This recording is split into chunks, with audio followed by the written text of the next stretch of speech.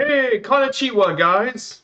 Good morning, good afternoon, or good evening to where you're at in the world. This is Viper Strike 95, and today we're actually starting a new journey today for Firefly Air, and we're at the land of the rising sun, and that's because we're in Japan right now, guys.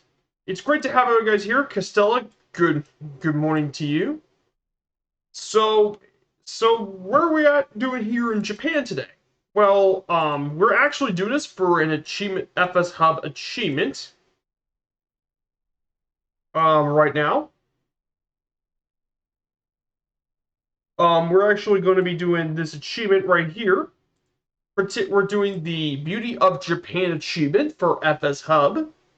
This is what we're being doing here today. We're going to complete legs 1 and 2 today, but the journey will spread out through 5 different weeks, 2 legs each for the next 5 weeks.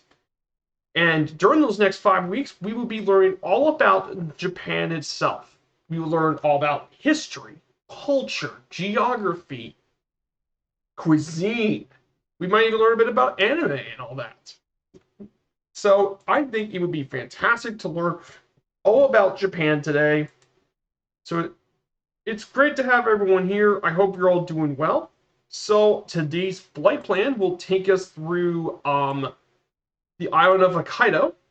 This is where we're going to be visiting for today's flight.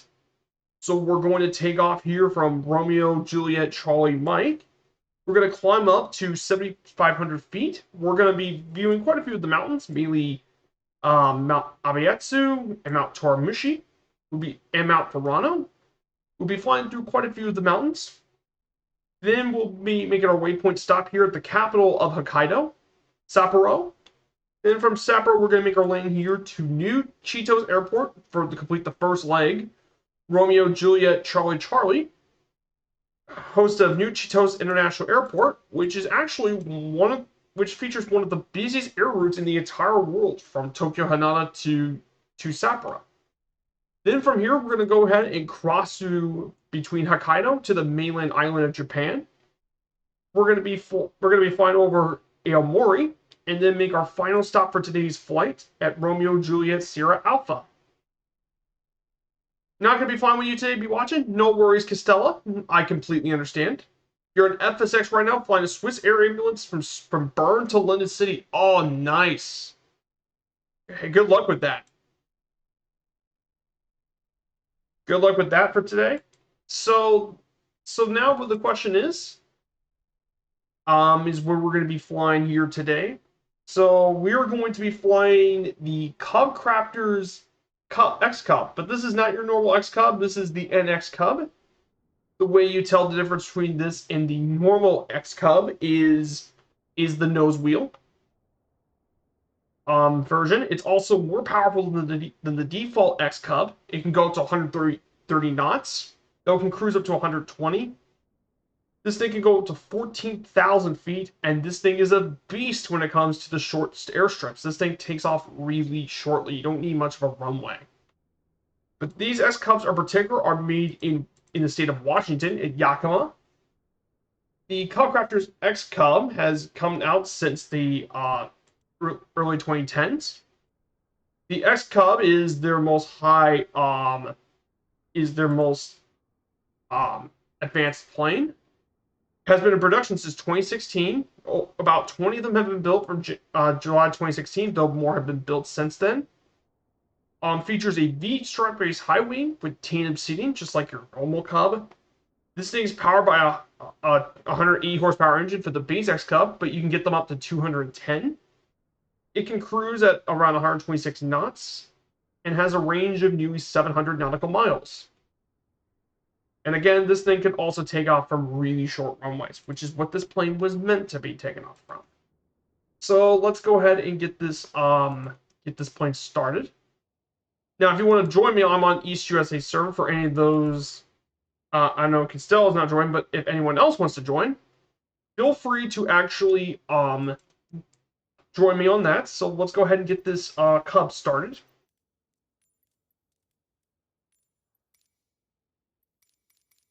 We're going to set this to max RPM.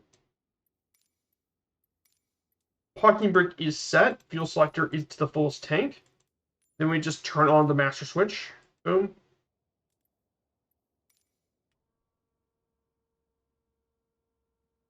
So we're going to turn on the fuel pump.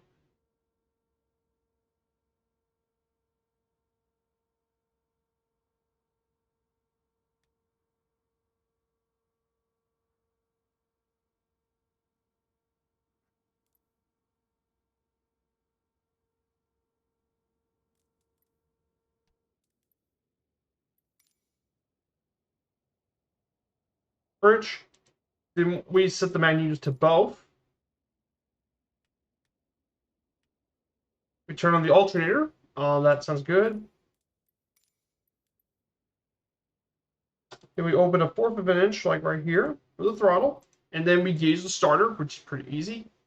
Starter has now been engaged. Adjust the throttle to run 1,000 RPM.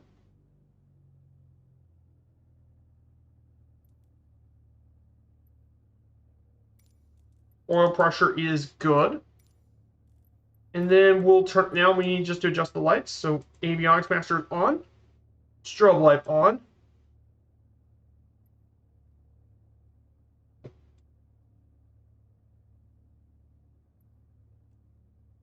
And that would be it for our switches. And we turn the light pulse to steady. So that's going to be it for today's journey as well. We're also going to change, we're going to add the wind vector since we're on live weather, speed and direction. And that's going to be it. So there you go. Now let's get this thing taxiing. Look at this, guys. Look out here, actually. Here's the funny thing. Look out here. The sun's actually rising.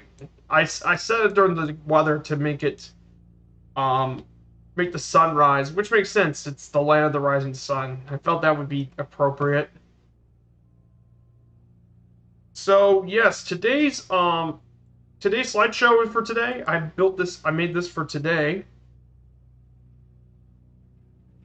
But no. No.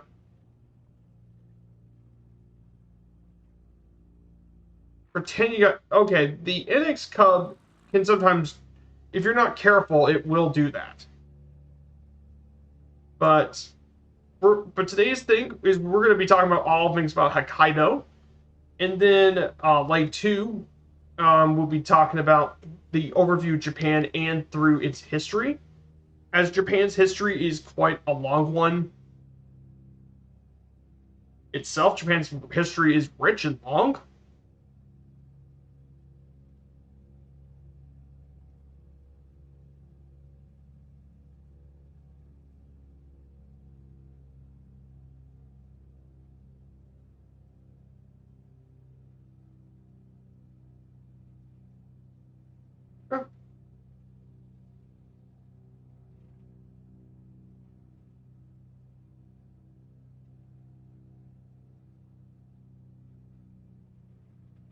Oh my goodness. Yeah, this thing can be quite stingy when it comes to turning, as you can probably tell. Now we're gonna go. I'm gonna set this up to 1,700 feet, 7,500 feet. One of the really nice things about this plane is don't need much of a runway. You don't need much of a runway. This thing takes off really short, which is perfect for the flight. So we're gonna go ahead and build speed.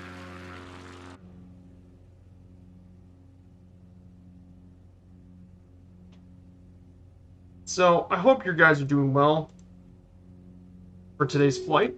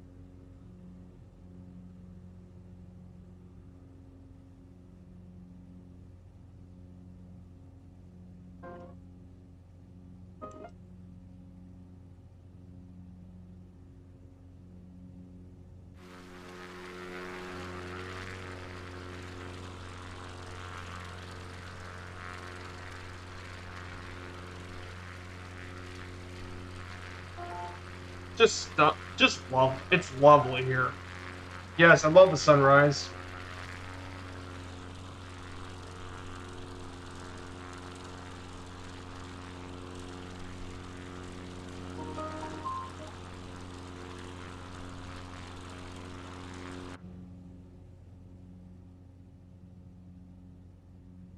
Just a lovely sunrise.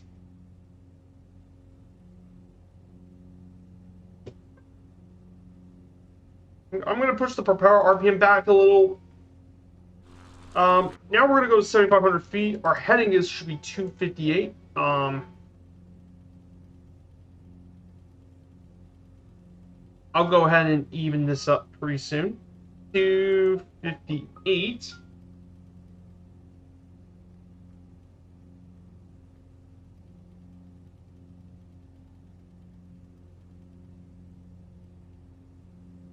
Autopilot on. No, nav mode, heading mode, VNV.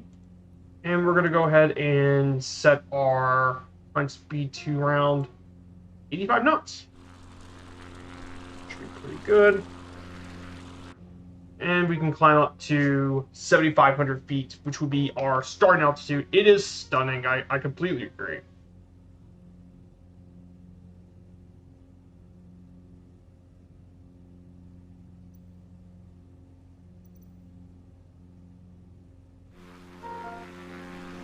This is a stunning way to start the stream.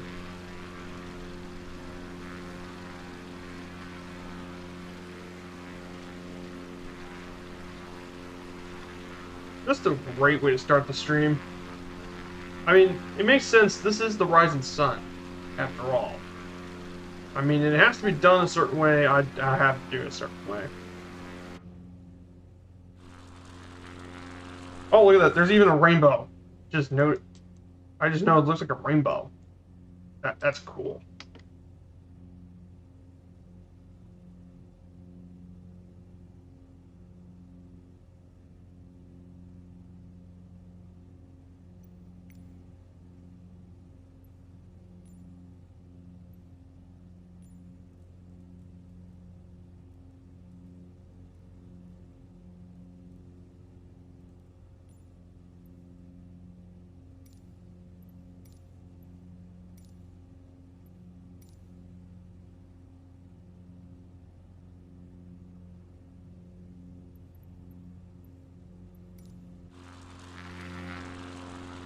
Yeah, the problem with live weather was there wasn't much visibility in the clouds.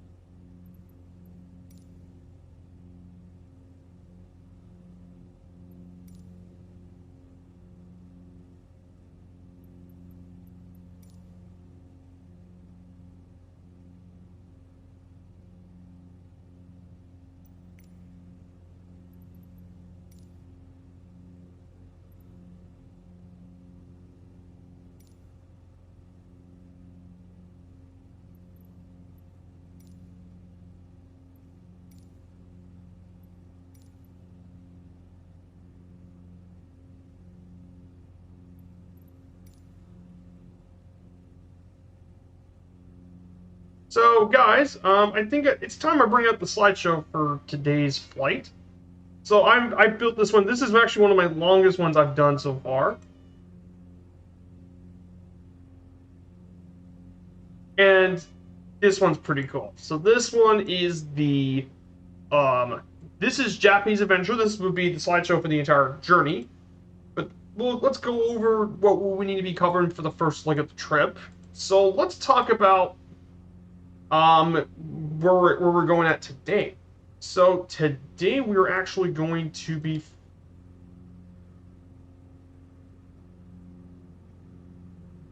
into Hokkaido. We just took off from Memobatsu Airport. This airport is located in Hokkaido in Ozura. It's close to Shirokiko National Park, and as a result, it has over 1 million visitors per year. The current airfield itself was opened back in April 1985, replacing the original Minamata Airport close to the city center. The airport itself has had a runway increased to its current length in 2000.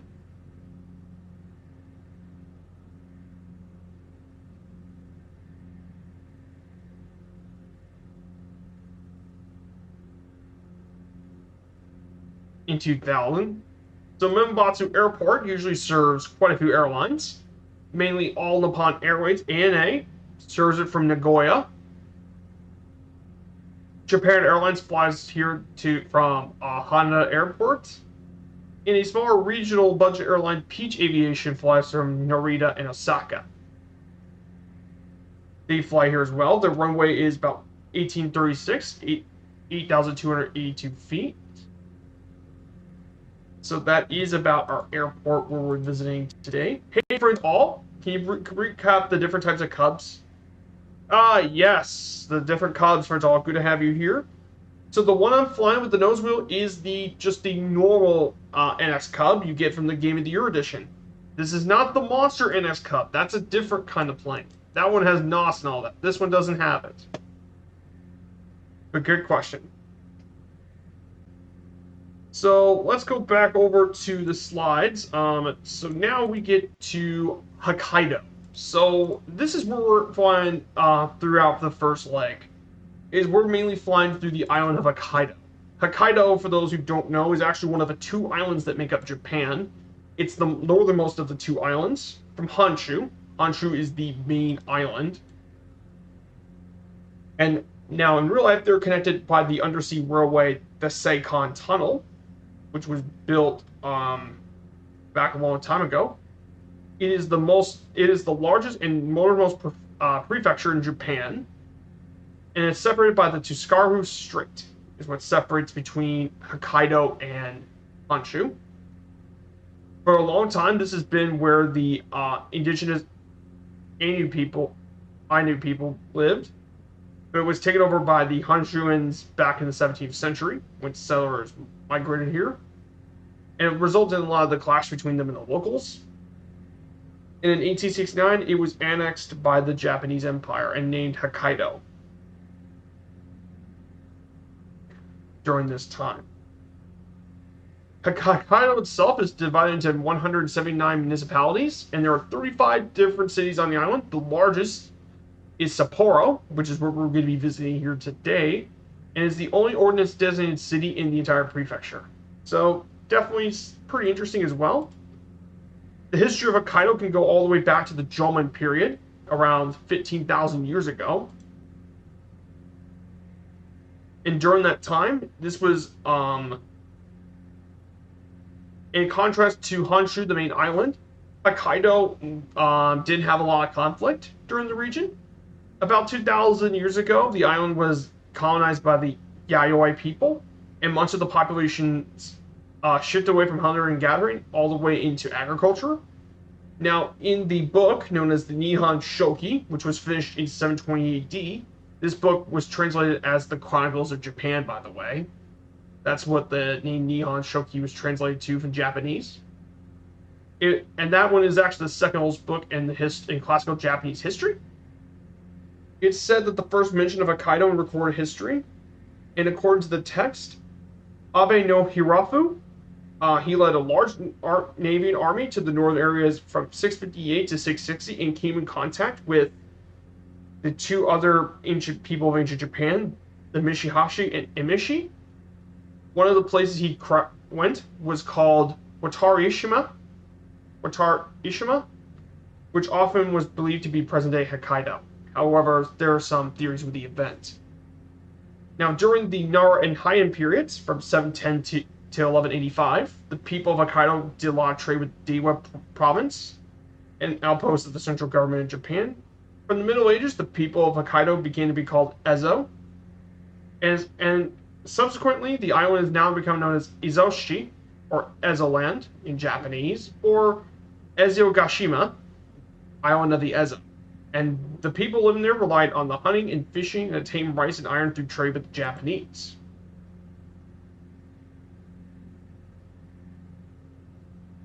Now, during the medieval era, during the Muromachi period from 1336 to 1573, the Japanese created a settlement at the south of the Oshima Peninsula with a series of fortified residents. And as more people moved to settlement to avoid battles, disputes arose between the Japanese and the indigenous Ainu people.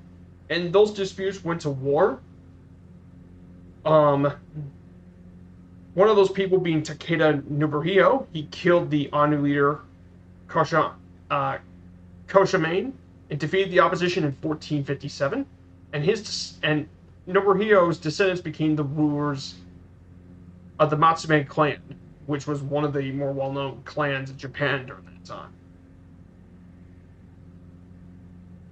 And the Matsume clan rule over the Ainu, it was basically an expansion of the Japanese feudal state during that time. And basically feudal Japan for that time, for people that don't know, was the shoguns, the daimyos, and the samurai. That's what characterized a lot of the era during that time of the feudal era. There were numerous revolts from the Ainu people against the feudal rule, and the last scale of resistance was Shakushine's revolt in 1669 through 1672. Though there was a smaller one during 1789, but that was put down as well. Now, leading up to the Meiji Restoration, the Tokugawa shogunate realized there was a need to prepare a northern defense against the Russian invasion, and took over control of most of Ezochi. Now, many of the Japanese regarded the Ainu as inhumane and feared descendants of dogs, because, yeah, racism was a big deal. It wasn't just Europe that was racist. Japan was very much like that, too. And to be fair, during the Meiji Restoration, that led to it was Commodore Matthew Perry's 1853 expedition, and his open doors policy. It forced Japan to try to adapt to the changes. So there's that.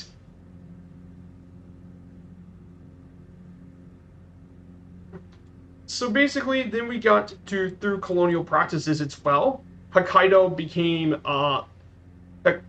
Ezochi was renamed to Hokkaido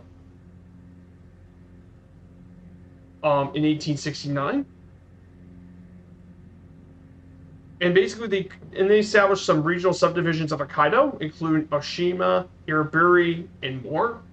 However, they were eventually abolished in 1882. Now Japanese settlers wanted to develop the lowlands as well, so they had to actually recruit Forrest Capron of the United States, and he was President Grant's Commissioner of Agriculture. And from 1871 to 1873, he helped expand Western agriculture and stuff. And that eventually led to Sapporo as well.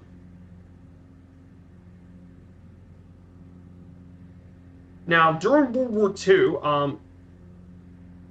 Hokkaido was attacked by the U.S. military. Task Force 38 attacked the island when 3 battleships and 2 light cruisers bombed the city of Ororan. And before the Japanese surrender was formalized, the Soviets actually tried to make an invasion of the island. But Harry Truman made it clear that the surrender of the Japanese homeland would be carried out by MacArthur, part of the 1943 Cairo Declaration. And once the Japanese surrendered by the nuclear weapons, the war ended. Then, in present times, Hokkaido became equal with the other prefectures in 1947, and the Japanese central government established the Hokkaido Development Agency to help develop the island. So that's going to be about it for the history of Hokkaido in Japan. So that's all about that. Just a bit about the history of the island, and to learn a little bit more about the place. So I hope you guys have had a great weekend and hope your week's going well. So yeah, this is Japan. Let's go ahead and get back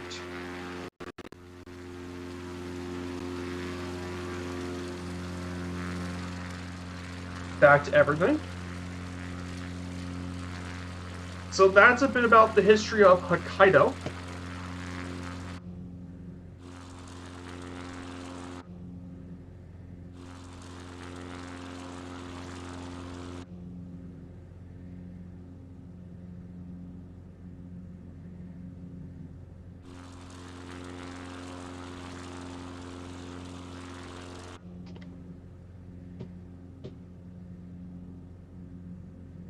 But yeah, it's stunning out here today in Japan. And I think it's fantastic. So guys, just to break this up a little bit, well, we have some pretty big MSFS news that just happened the last couple of days. So obviously, a very big news just came out actually on Sunday, believe it or not. This actually came after my stream, funnily enough. So in November, we're getting the 40th anniversary edition for Microsoft Flight Simulator. For those who currently have MSFS, this will be for free, but we're getting lots of new planes. They're bringing in helicopter and gliders, which includes the Bell 407 helicopter, the Gumball Cavalry G2 helicopter. Then we actually have two new gliders, two DG gliders who come in as that. And then we have 4 new historical airplanes, and they have been in partnership with third-party developers like Milviz and Aeroplane Heaven are working with it. They're going to bring in the Wright Flyer. Yes, the original 1903 Wright Flyers coming to the sim. They're also bringing in the Bryant MYP, which is the Spirit of St. Louis, which that is a pretty historic plane. That's the plane most famously flown by Charles Lindbaugh. And then the Douglas DC-3 is bringing to the sim, and Aeroplane Heaven's actually working with them on the DC-3, which is going to be very cool to have.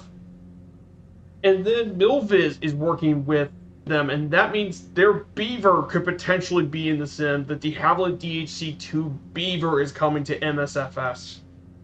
So basically 4 extremely iconic historical planes making the sim, which I'm very happy to hear. But here's something that's going to be completely shocking to you. For all those who like airliners, alright? Asobo is now having a partnership with Eddie Builds, who is one of the most well-known people at X-Plane. They're bringing in their Airbus A310.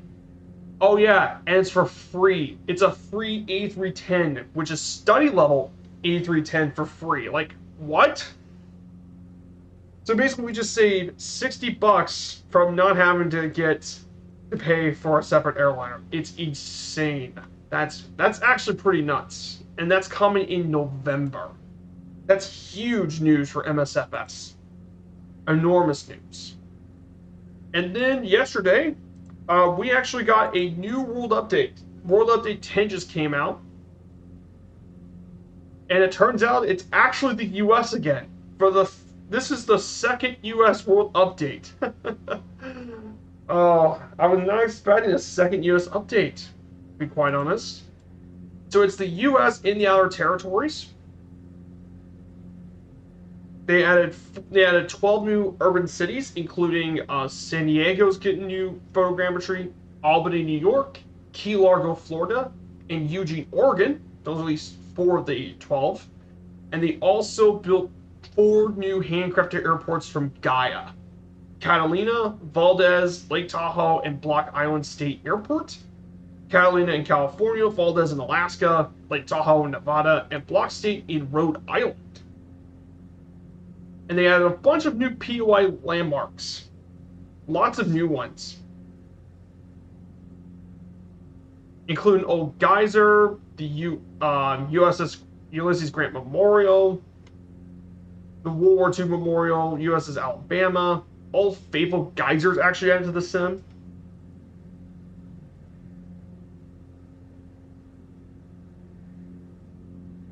And the life-size Noah's Ark and Ark Encounter. So these are all the new POI landmarks. They also added some new bush trips to the Appalachians, California, and the Northeast, along with new landing challenges and discovery flights.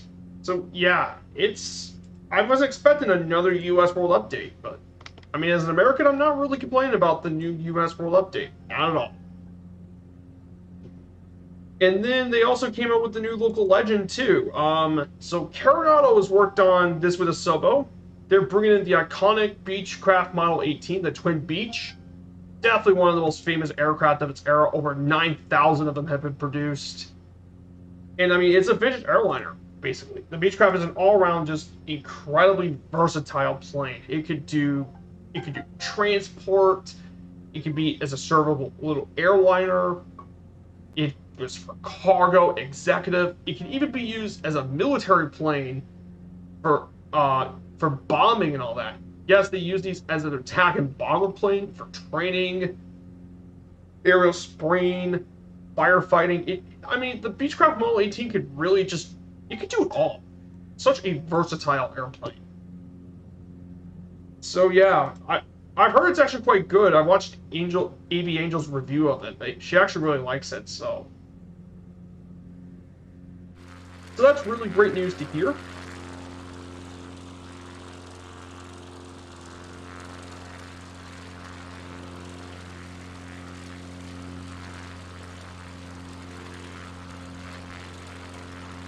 Good. So I hope you guys are doing well. Just wanted to actually show you a little bit about the news. The only issue with the Model 18 is that because it's Coronado, it's had the sound issues. I know there's a mod for it,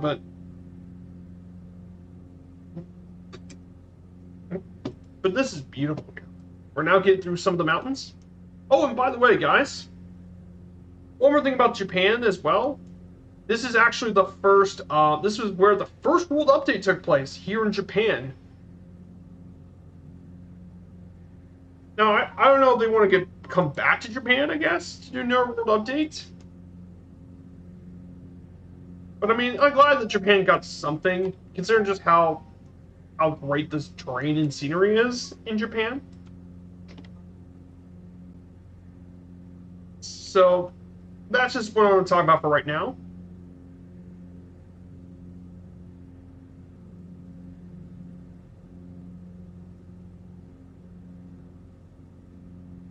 We're getting actually pretty close to Sapporo. So let's go ahead and talk about the rest of the topic for today's flight. So Hokkaido's geography is quite unique. In terms of geography, Hokkaido is actually pretty mountainous, especially in the center of Hokkaido is quite mountainous. It coastlines the Sea of Japan to the west, the Sea of Okhotsk to the north, and the Pacific Ocean to the east. The center of the island is mountainous, which is where we're at right now. We're at the most mountainous area of the island, with many different volcanic plateaus. And it has also multiple different plains, mainly the Ishikari Plain, which is around 1,500 square miles, Togakachi Plain, the Koshiro Plain, which is the largest wetland in Japan, and the Sarabetsu Plain, which is around 77 square miles. It's also the second largest island in all of Japan, even though it has 6,852 islands. This is one of the two main islands of Japan, at around 32,210.12 square miles. I mean, there's many different animals and fauna that live here. Mainly the most interesting animal is the Usuri brown bear, one of the brown bear species, as there's more brown bears in Hokkaido than anywhere else in Asia besides Russia. There's also the stellar sea eagle, the heaviest eagle species on the planet. Those are the only two major species. There's also the Sika deer, the Ezo squirrel, red squirrel, and a raccoon dog known as the Tanakui, which is the tanuki, one of its most interesting little species. So definitely some pretty interesting animals living here. The climate of Hokkaido is actually the coldest region of all Japan. And as such, because of how cold it is up here, how cold it can be in Japan, It has relatively cool summers and icy winters, which actually makes it really popular for tourists because of how cool it is. The northern portion of Hokkaido is a taiga with significant snowfall into the region. And unlike other major islands in Japan, it is not affected by the rainy season from June and July. And as a result, and thanks to its lack of humidity, it makes it very popular for tourists. Because the rest of Asia is quite humid, except for Hokkaido. Economically, Hokkaido has some pretty light industry, mainly with paper milling and beer brewing. Most of the population is employed by the public service sector. In 2001, it's more than 3/4 of the GDP of Hokkaido is for service. Now, agriculture and other primary industries do play a large role in the economy, as Hokkaido has nearly 1/4 of the total arable land in Japan.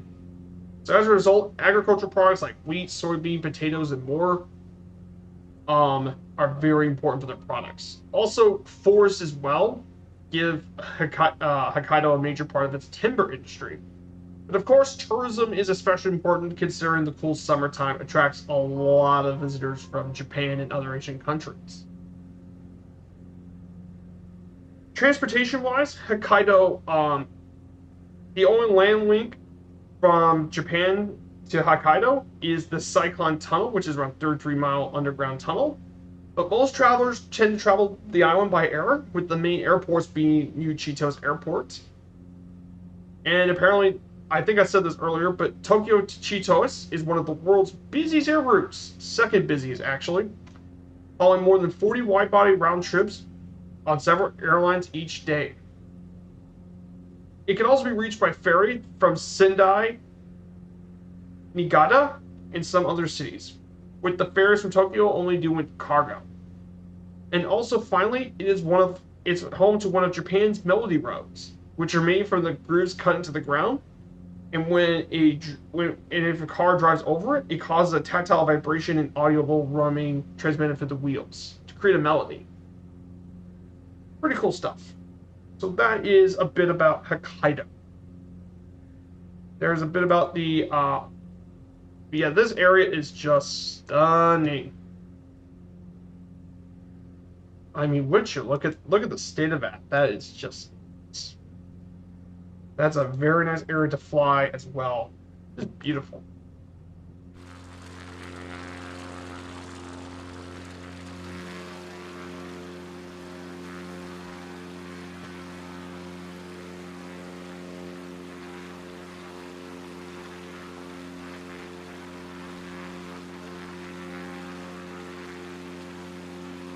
I mean, isn't that nice?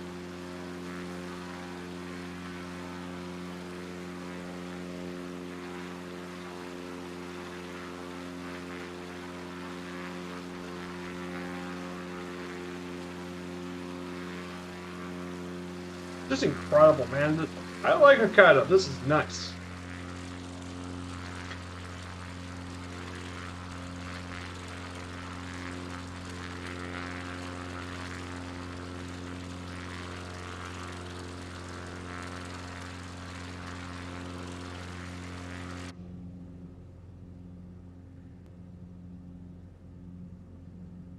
So a bit about Firefly Air, some interesting things. So if you haven't actually done so yet,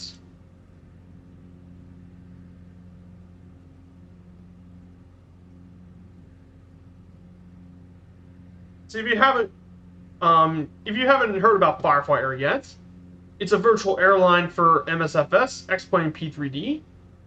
It's part of the Two-Tone Murphy community, which I'm a proud member of the team. And we do it from the land rate monitor. So go to Join FS Hub, create your account, and once you do that, then once you create your account, you can submit your PAL application, and we'll get an email as well.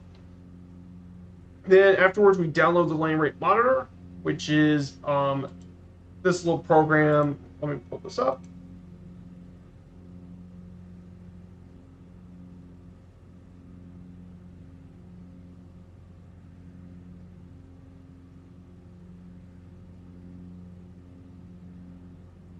And then once you download that, then you need to get FSUIPC if you're playing MSFS, or X-Plane if you're playing XPUIC if you're playing X-Plane. Once you do that, it will take you to Firefly Air.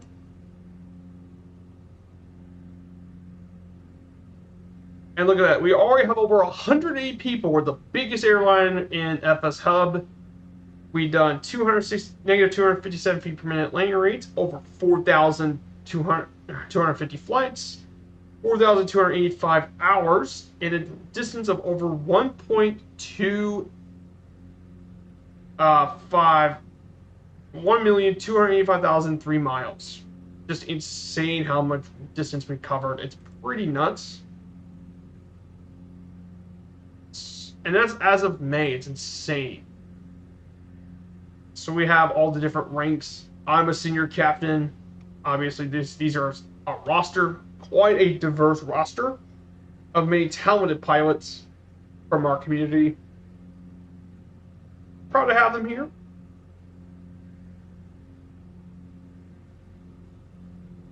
We also have our radar. Let's see what other kinds of pilots from Firefly Air are flying with us today. So we have a few in the Caribbean. Druid Zeus is in the Caribbean. Whack-a-mole's in the Caribbean. Bellbro's taking off here. Oh, I see Airlines of the Wind. Apparently, there's Airlines of the Wind, AI2W. There's Data Command in the Icon. He's actually stuck all the way in Norway. And there's me in Japan. There's me in Hokkaido. So you can definitely see so many people around here from around the world. I mean, we got Cubs in the US, Canada, Spain, France, Netherlands, UK, and Ireland, and Norway, and Australia and New Zealand. So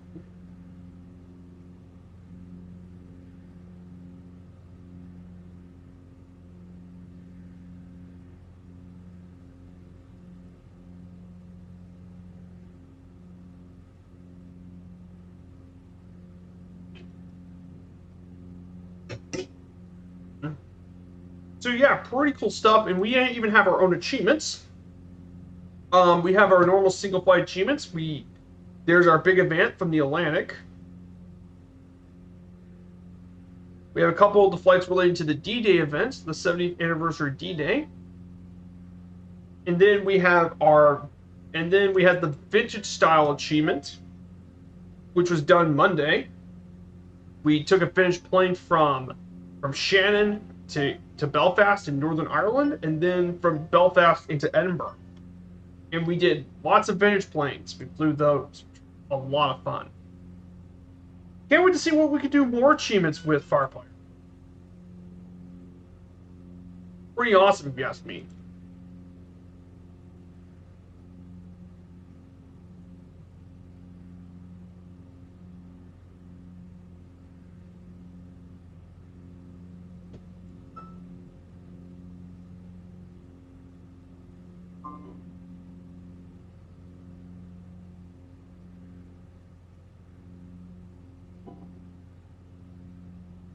So we're just stunning. I gotta admit, this area is just really nice out here.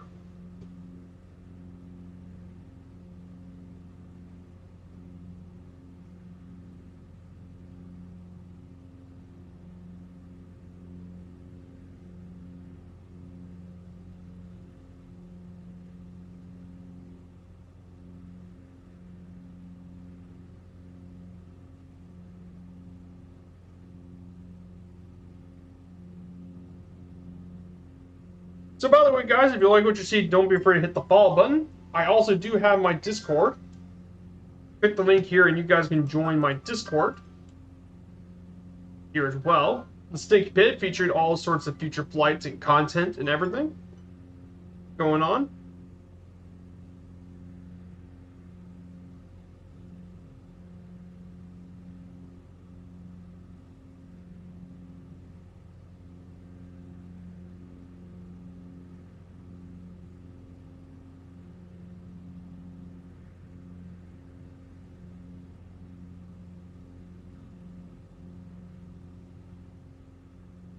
looking down below, you can see all the farmland stuff up here. There's that 1/4 of the farmland in Japan, right here in Hokkaido. So far, we're doing quite well in our fuel situation. We don't really need to actually replace anything right now.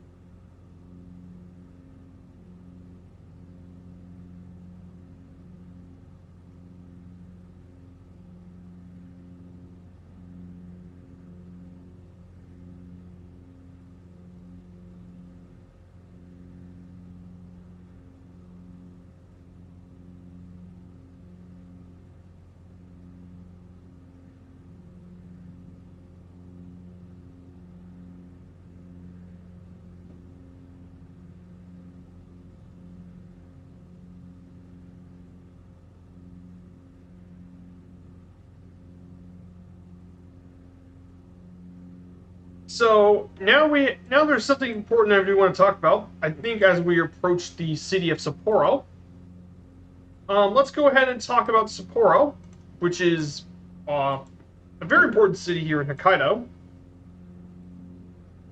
You see, Sapporo is actually the largest city in Japan north of Tokyo. It's the capital of the prefecture of Hokkaido. This city has a population of around 1,973,832 people total. Now, Hokkaido was settled around by the indigenous Ainu people around 15,000 years ago. Since the late 19th century, it's seen an increase in settlement by the Yamato migrants. It hosted the 1972 Winter Olympics, the first ever Winter Olympics held in Asia, and the second Olympic Games held in Japan after the 1964 Olympics. Currently, it's bidding for the 2030 Winter Olympics as well. It's also world famous for the Sapporo Snow Festival, which draws more than 2 million tourists from abroad each year. So the history of Sapporo, before the establishment of the city, the area occupied by it was home to a number of indigenous Ainu settlements. In 1866, at the end of the Edo period, construction began of a new canal through the area, encouraging a number of early settlers to establish the village of Sapporo. 1868 was the birth year of Sapporo, when the new Meiji government concluded that the existing administrative center of Hokkaido was unsuitable for defense and further development of the islands. They settled here. They actually, in 1871, they brought in Horace Capron to help develop the area. And eventually, Edwin Dunn in 1876, established a lot of the cattle ranches and stuff. But it wasn't until really in 1880 was further developed, when the railroad between Sapporo and Tamiya was laid. And it helped allow the city to grow throughout the 1890s. It really grew as a major city with the major university and government buildings and all that. In the 20th century, during that time in 1907, the Tohoku Imperial University was established in the prefecture, and the agricultural college was controlled by the university. Parts of the neighboring villages were integrated into Sapporo in 1910. In 1922, they built a whole new city system, and Sapporo-ku is changed to Sapporo City. In 1937, it was chosen for the site of the 1940 Winter Olympics, but due to the outbreak of the Second Sino-Japanese War, it was canceled. And during World War II, the city was bombed by American naval aircraft in 1945. After the war, the first Sapporo Snow Festival was held in 1950, and in the same year, the Shiroshi village was introduced into Sapporo City. In 1968, they held the 100th anniversary of the founding of the city in 1968. And in 1972, they hosted the Winter Olympics from February 3rd to 13th, the first Winter Olympics in Asia.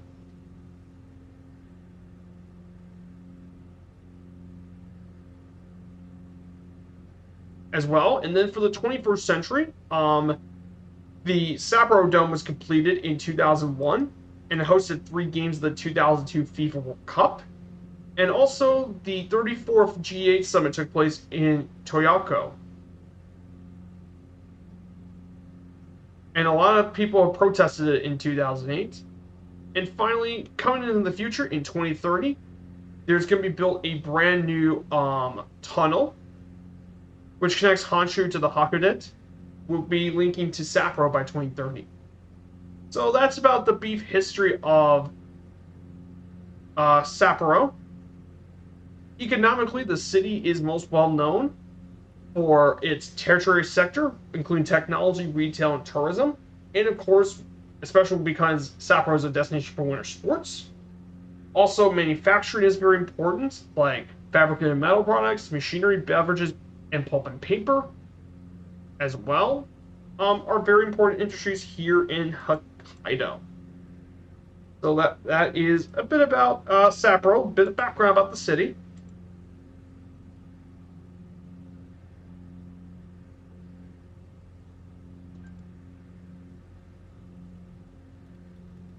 (1,500 feet).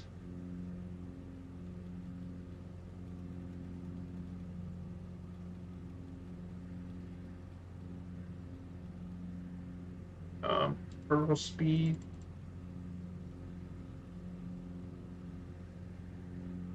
-500 feet per minute. Okay. There we go. This will descend back to 1,500 feet per minute. Should keep it nice and slow. Should be going down.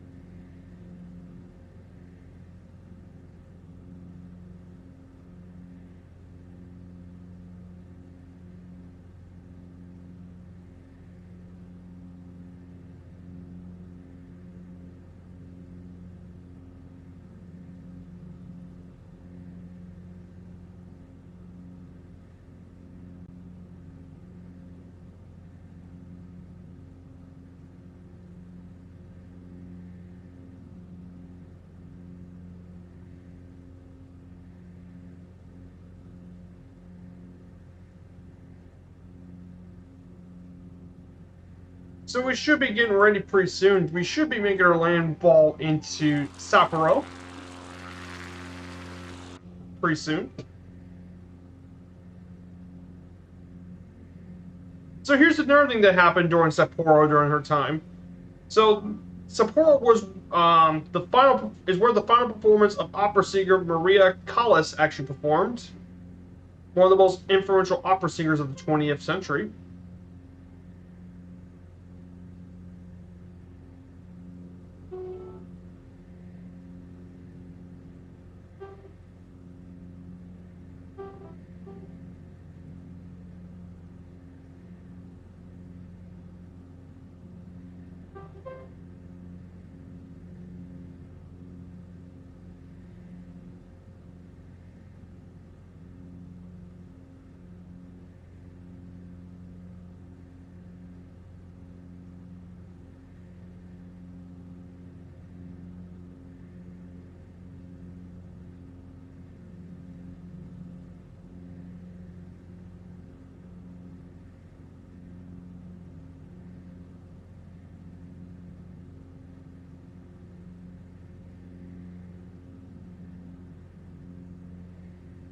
So I hope you got big plans for the rest of the week. For all of you in chat, I hope you guys have had some major week. For me, I plan on working on the next city tour series for this upcoming week. Now, for one thing, it will definitely not be Tokyo, because Tokyo would be like all Japan. I would have to do a whole history thing about Tokyo, talk about all the stuff in that city. I'm going to think about something a little smaller. So I will tell you that.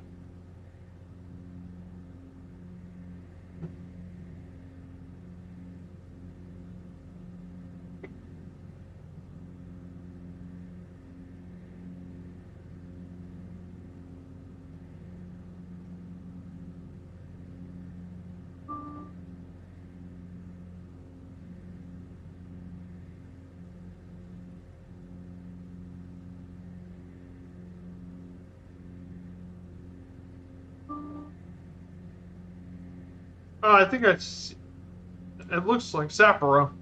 Sapporo must be further ahead.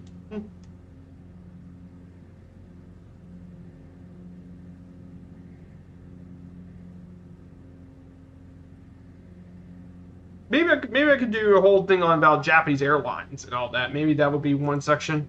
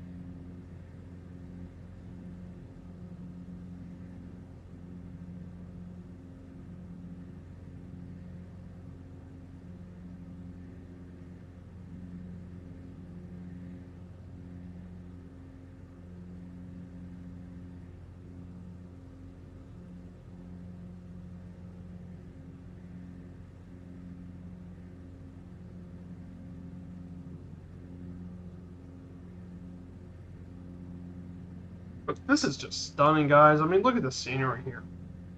Isn't that pretty?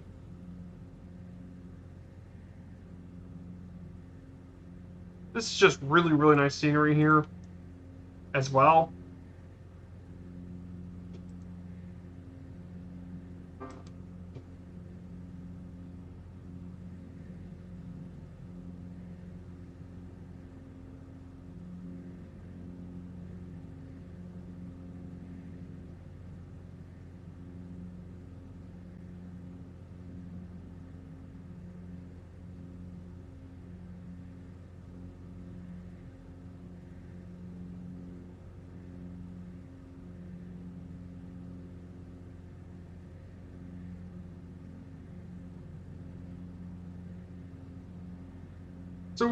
So here's Sapporo, I believe, right in front of us, or at least what would be the outskirts of the city.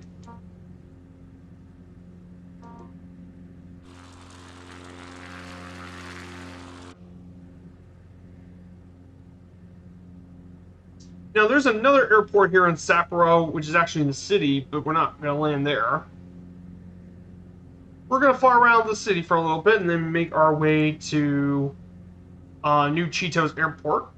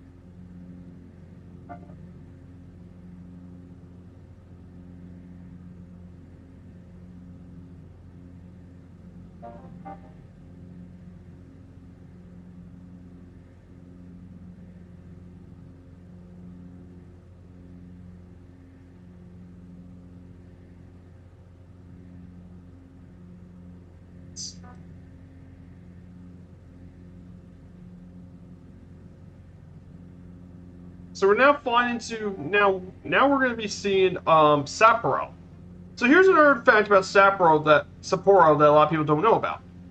You see, Sapporo's actually home to Japan's first ever brewery, Sapporo Brewery, which was founded back in 1876 by Seibei Nakagawa, and has been one of the best-selling beers in all of Asia. It has breweries in Japan, Canada, U.S., Vietnam, and Germany.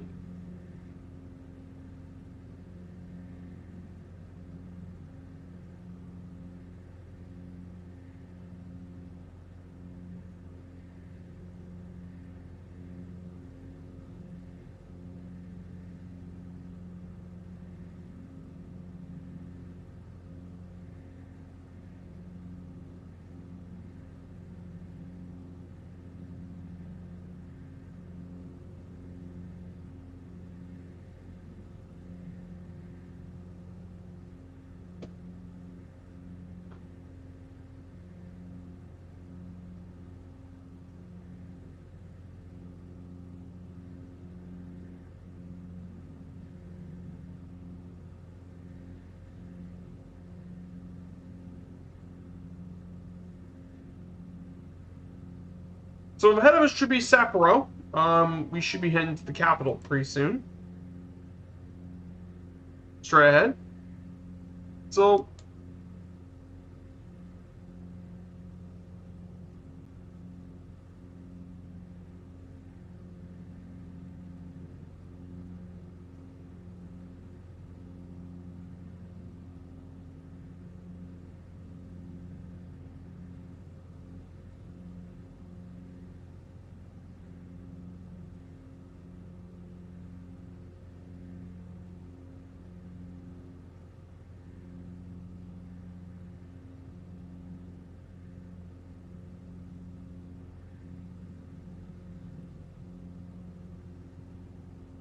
So some of the essential things to do, there are quite a bit of things to do in there. I'm looking at TripAdvisor. So some of the things that you can do in Sapporo. Some of the top attractions include Mount Moewa, which is around 1,640 feet, and you have views of the city. Moriyama Park, and the historical village of Hokkaido, which contains many of the historic buildings from the city.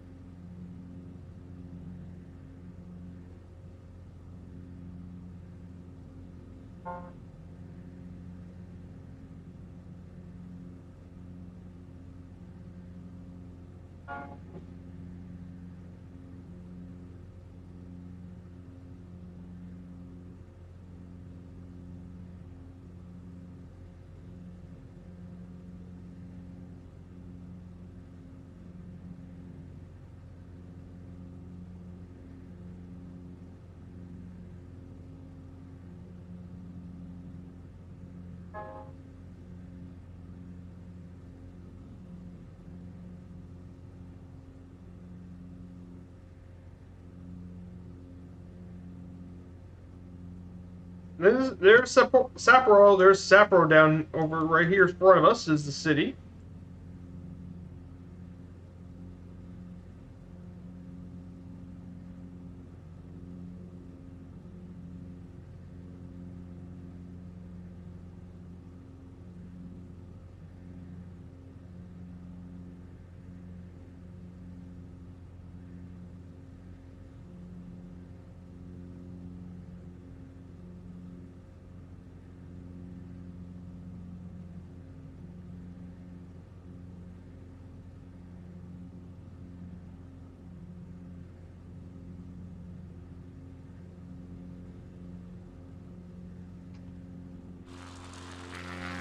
And this is definitely pretty cool here, the scenery here.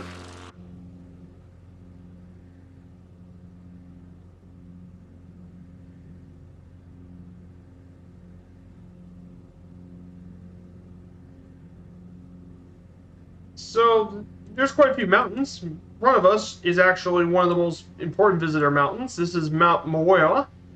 This is where they find the observation deck, and you can see views of the city from actually all the way up there.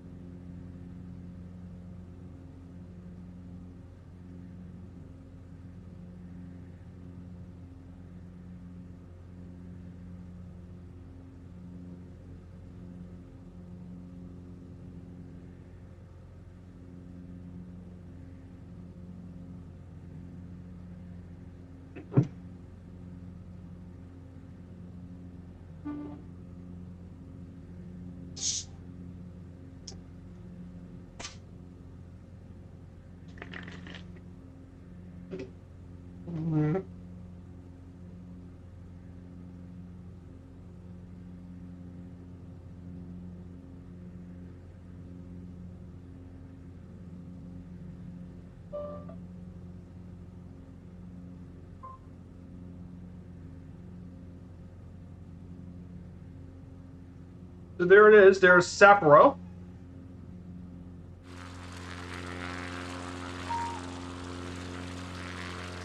There's our first city here for today's flight.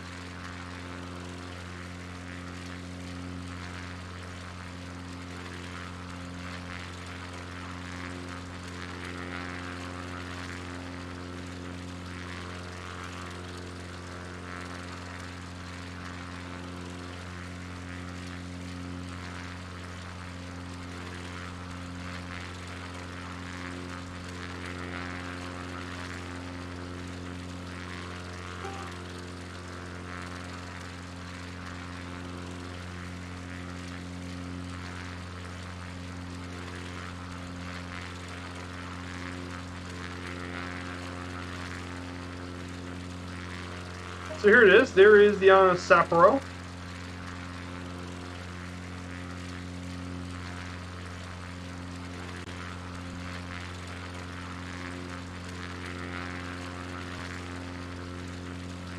So here's the city. Just look at the view. There's downtown. There's Mount Miura right here. This is where they watch a lot of the observation stuff.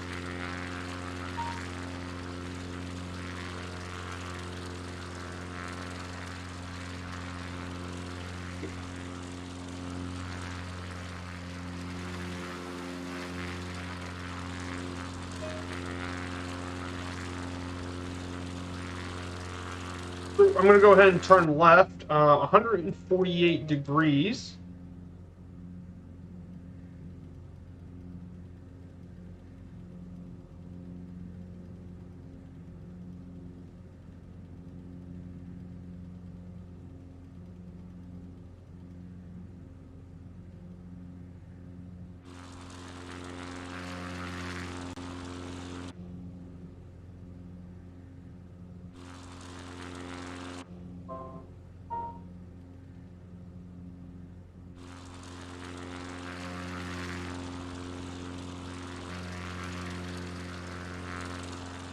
Now to our right, this facility right here, see that big building over here?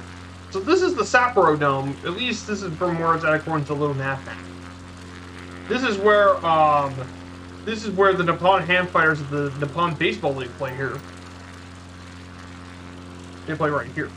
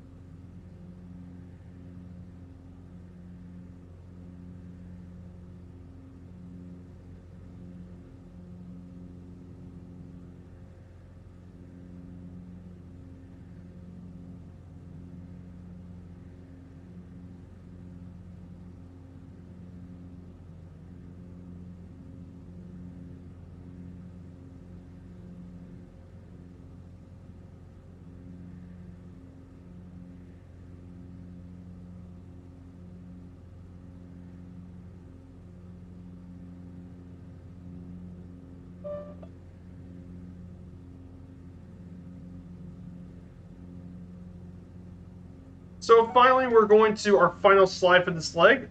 So this one will be New Chitos Airport. It's the main airport for Sapporo.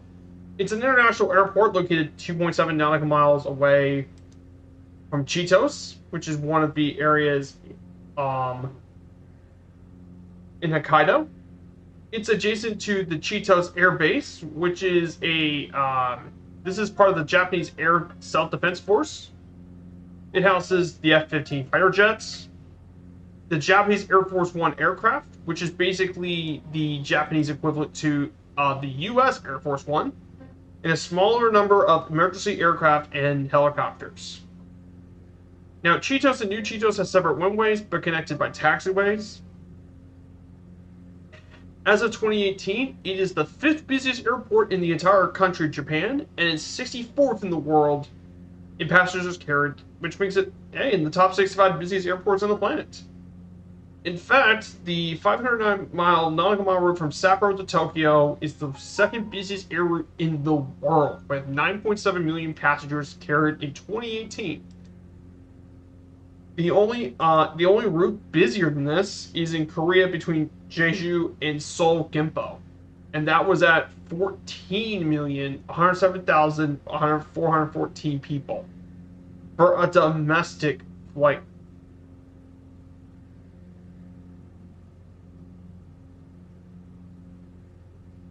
I mean, that's pretty crazy to think about, that this is one of the world's business routes. But I mean, it makes sense though. Sapporo is very popular with tourists to get away from the more humid climate. Now, the other busiest air routes include Sydney to Melbourne at number 3, then Tokyo to Fukuoka, and then finally in India, Mumbai to Delhi are the top 5 busiest air routes in the world.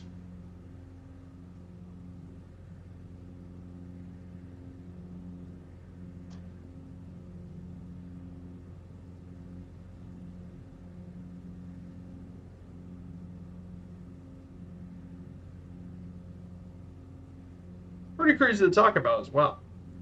Mainly the main air routes the main airliners that serve this airport, they include All Nippon Airways is the biggest operator of those.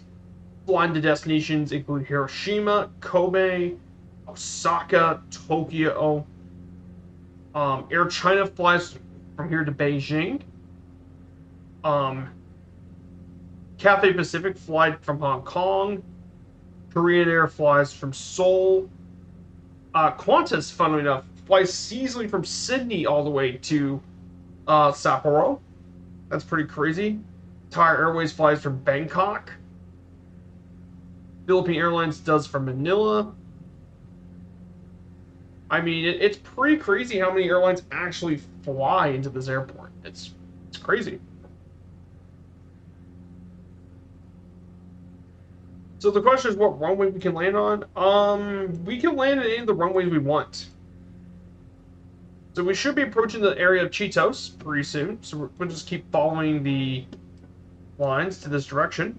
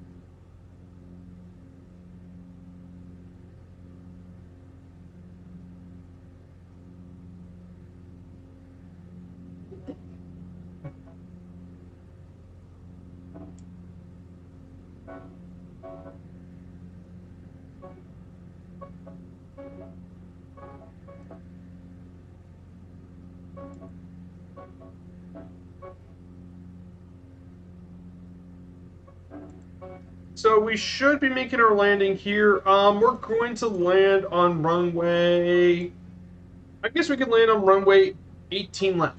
So that's where we're going to be landing for today. And let's see if that counts. So here is New Chitos Airport.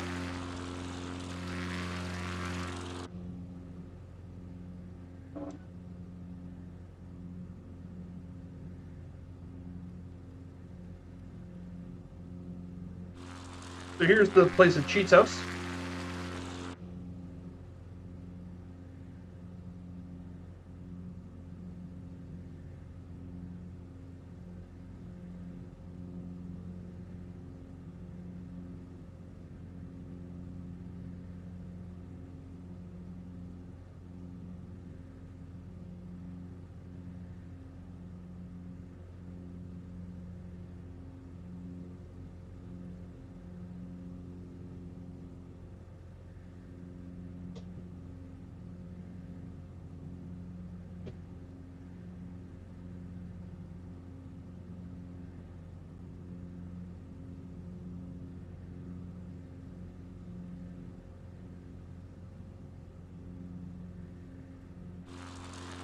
So right now we're going over. Apparently now we're flying over what would be the Japanese Self-Defense Force camps. So this is for their army camps, the Self-Defense Force.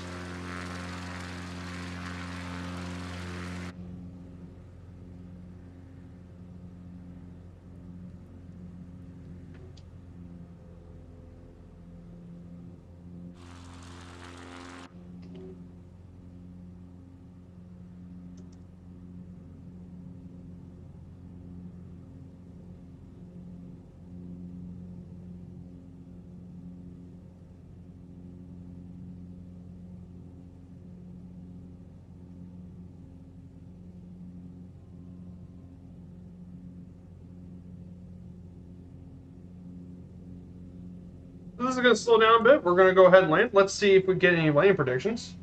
So check land predict here.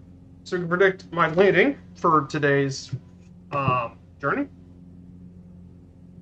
So here's New Chitos Airport. We're going to land right here closer to the main terminal.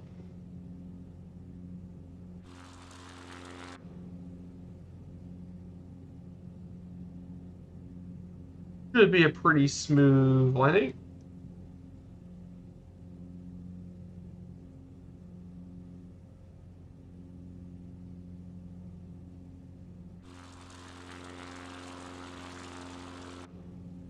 Negative 95 as well. So, negative 96.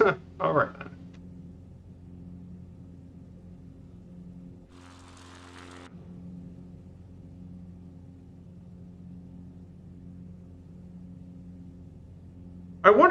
I want to ask you guys, I wonder if MSFS official's going to be doing one of their Q&As at some point. Maybe that's probably what it is. Maybe they talk about the next world update. Maybe the next world update be Brazil.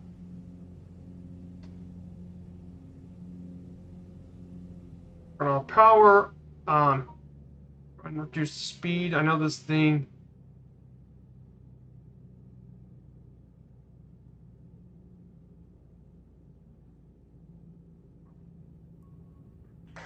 There we go. That's great. Perfect. That was a great one.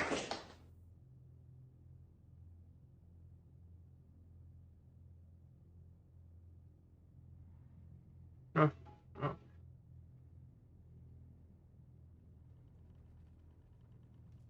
And we're going to go stop here in the grass. And stop here for a bit.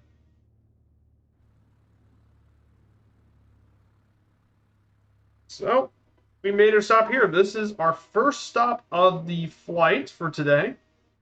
New Chitos International Airport. Turns out to be one of the busiest airports in all of Japan. And a connection between the rest of Japan and being the rest of it. So yeah, great landing. You're just too off, friend all. I knew I'd make a good landing. This was both a good prediction for both of us.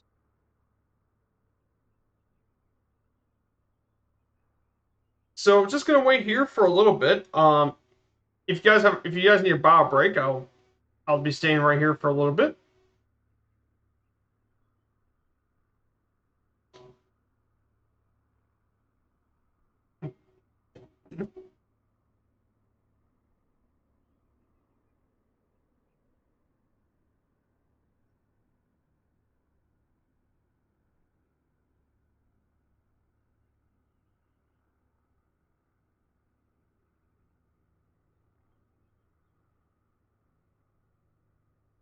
Um, um,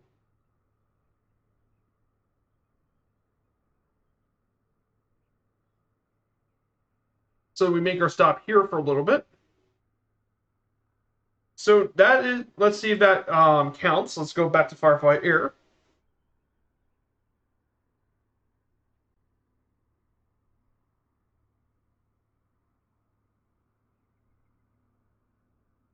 Let's go back to my achievements. Let's see if that counted for the leg.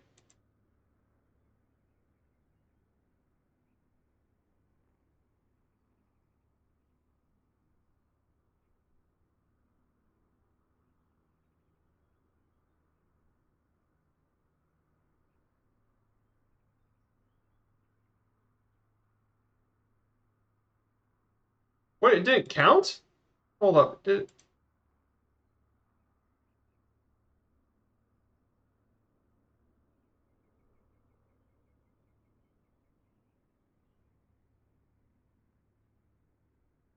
Wait, I need to check back my log.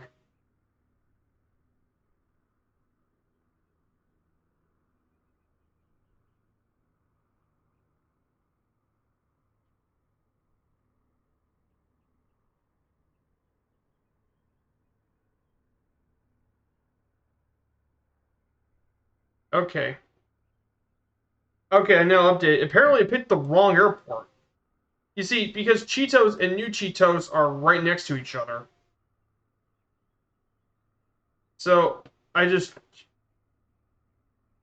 landed right next to it. Okay.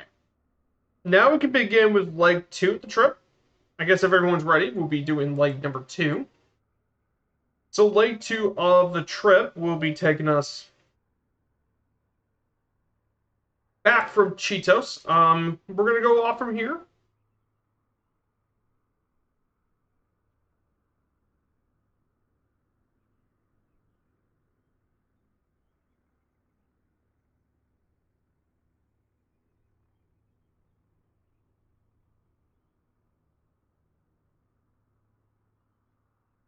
we'll go here. We'll be crossing through the we're gonna be going across through the gap between Hokkaido and Honshu, the two main islands.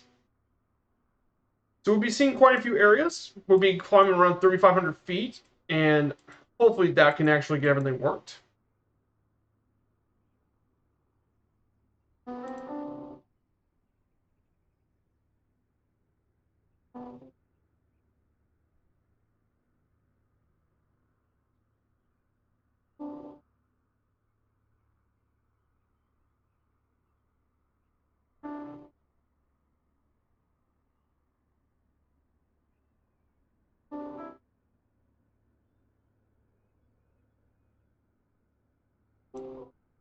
So now we're going to be going for like two. Let's get back to the plane. So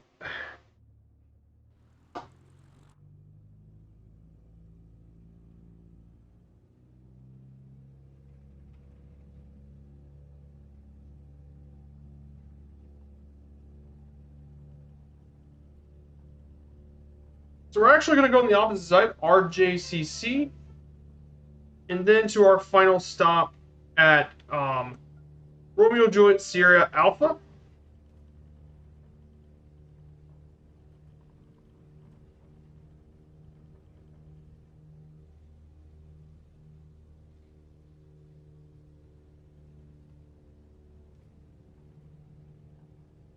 We're just going to go across the whole terminal.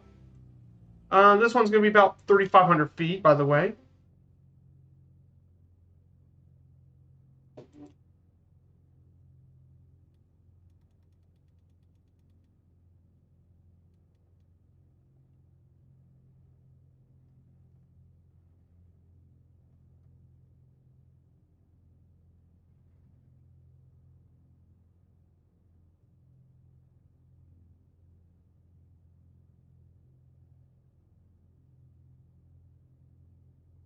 So I'm going to go ahead and go across the whole thing. The reason is because the Cheetos airport where I landed was supposed to be all Cheetos. The one is actually to the right.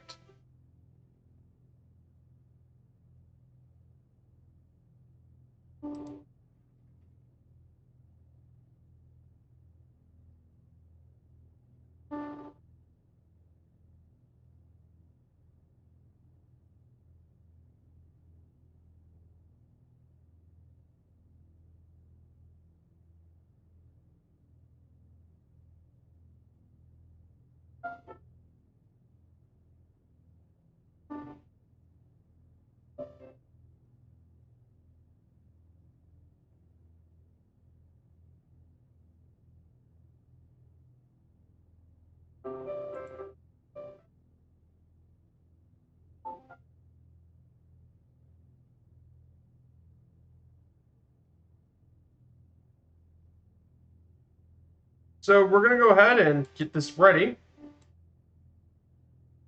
Fly up to get to 3,500 feet, and then we can get ready for our journey.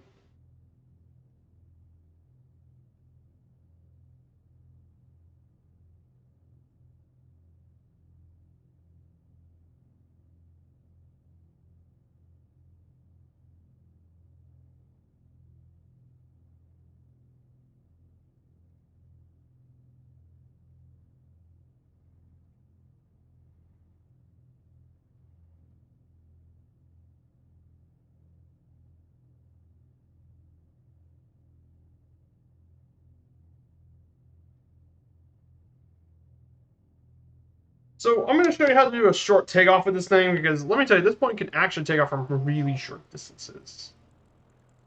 This to the max. We should be getting up there pretty soon. 25, 30, and yeah, I'm already off. This thing's stupid takeoff performance. Now, if you want to join me, I'm on East USA server. If you guys so inclined to want to join me on today's flight.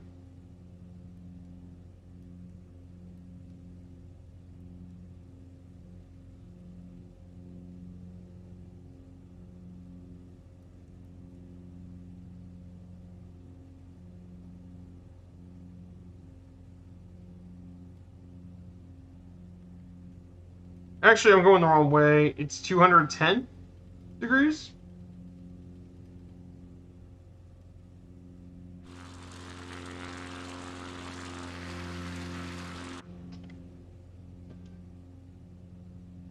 Whoops.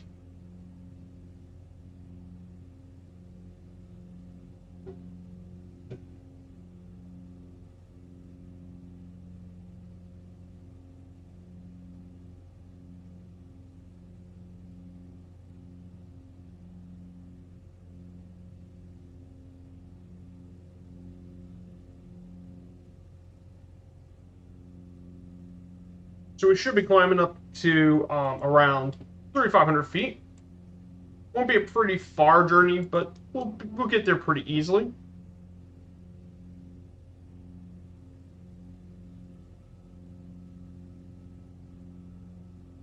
Like I said, this thing has got great climb performance too, perfect for the shorter flights.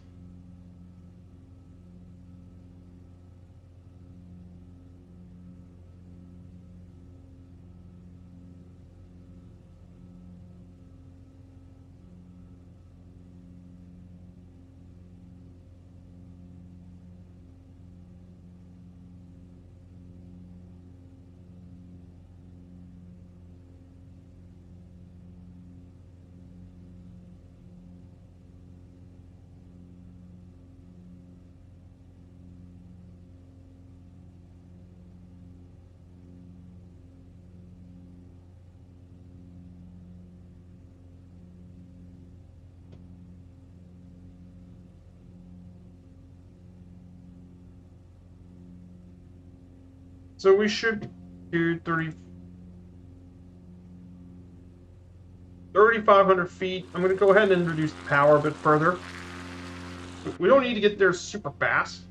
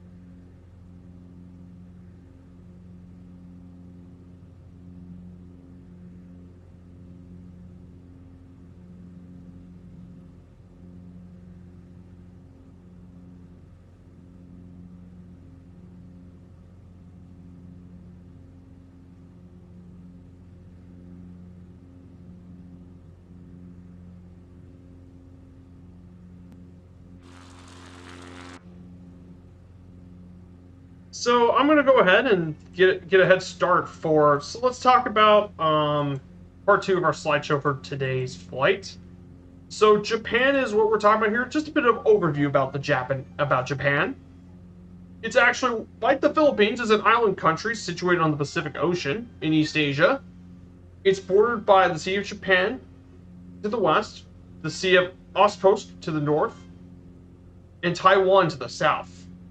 Of course, it's part of the Ring of Fire, meaning there's a lot of volcano eruptions and earthquakes.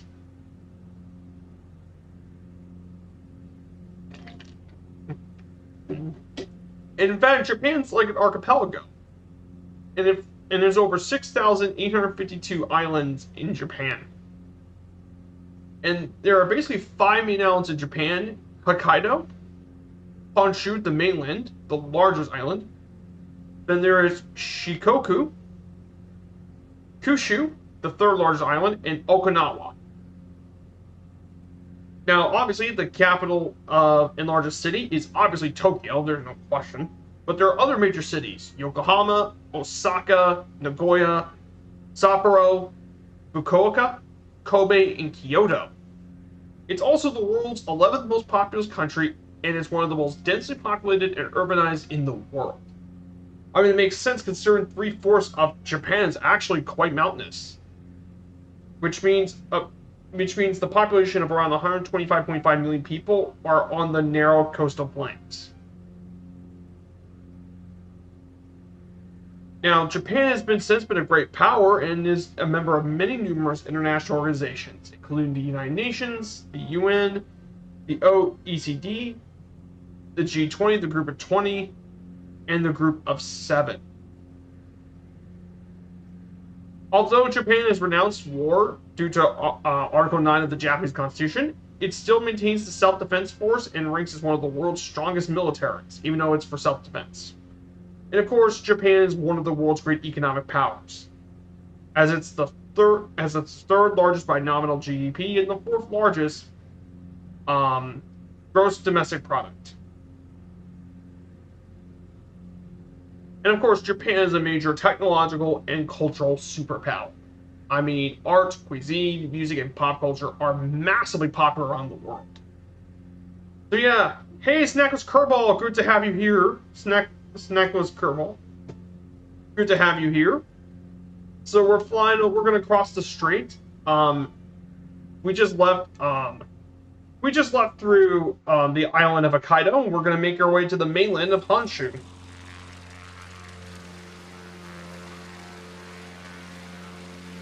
I hope you're doing well.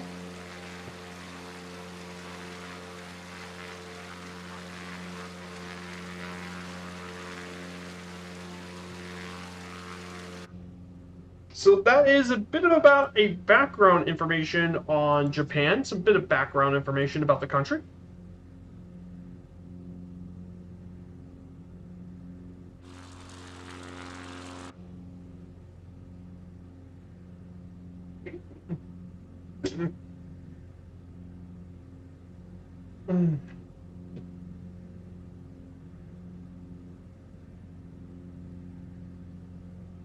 I've just been flying around the Bahamas in the new Beechcraft. Oh yeah, the Model 18. I've heard quite good things about the Beechcraft. I've heard some really good things about the plane.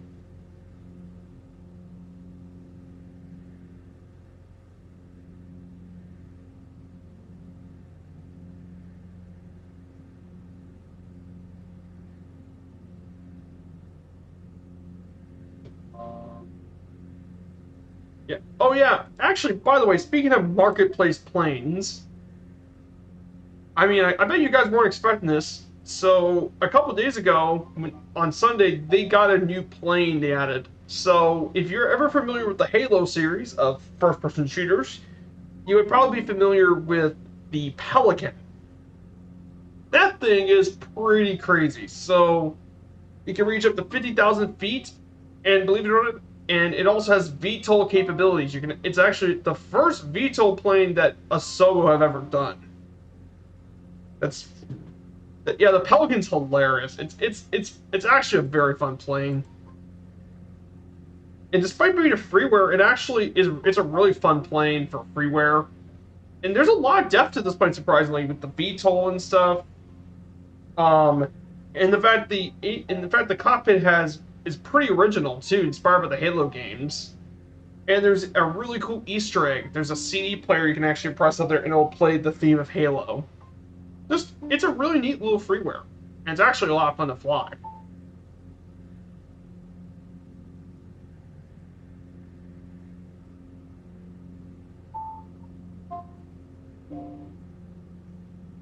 Mm-hmm.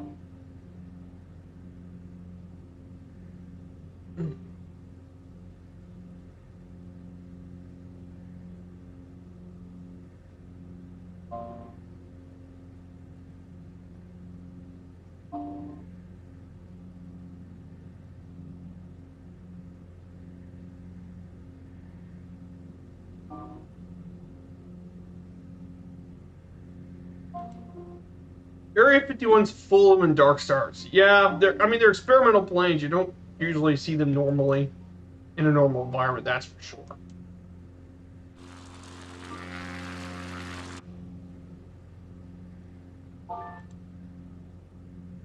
So I'm going to be going ahead and do something. This would be the longest part of the slideshow, and it talks about the history of Japan. So Japan's history. I mean, what do I talk about Japan? For one, it's very long history. Japan's history is very, very long. In fact, I had to do like 15 parts of slideshow just for about the history of this place. Now, the first people to actually come to Japan were during the Paleolithic times. Um, Mainly 30,000 years ago may have been the first evidence of Homo sapiens in Japan, and they have been likely been around by watercraft. And the evidence for such inhabitation were founded by some fossils, mainly in Okinawa, at Yashimata Cave, in 20,000 years ago on the Shirano Cemetery Cave in Ishigaki Island. However, it wasn't until the Jomon period, which was around from 13,000 to 1000 BC, where major human inhabitation began. And they were mainly hunter-gatherers that reached a comfortable degree of sedentarism and cultural complexity, and the name itself means cord-marked, when they found their pottery back in 1877. So there is, and that's what the picture of the pottery's for.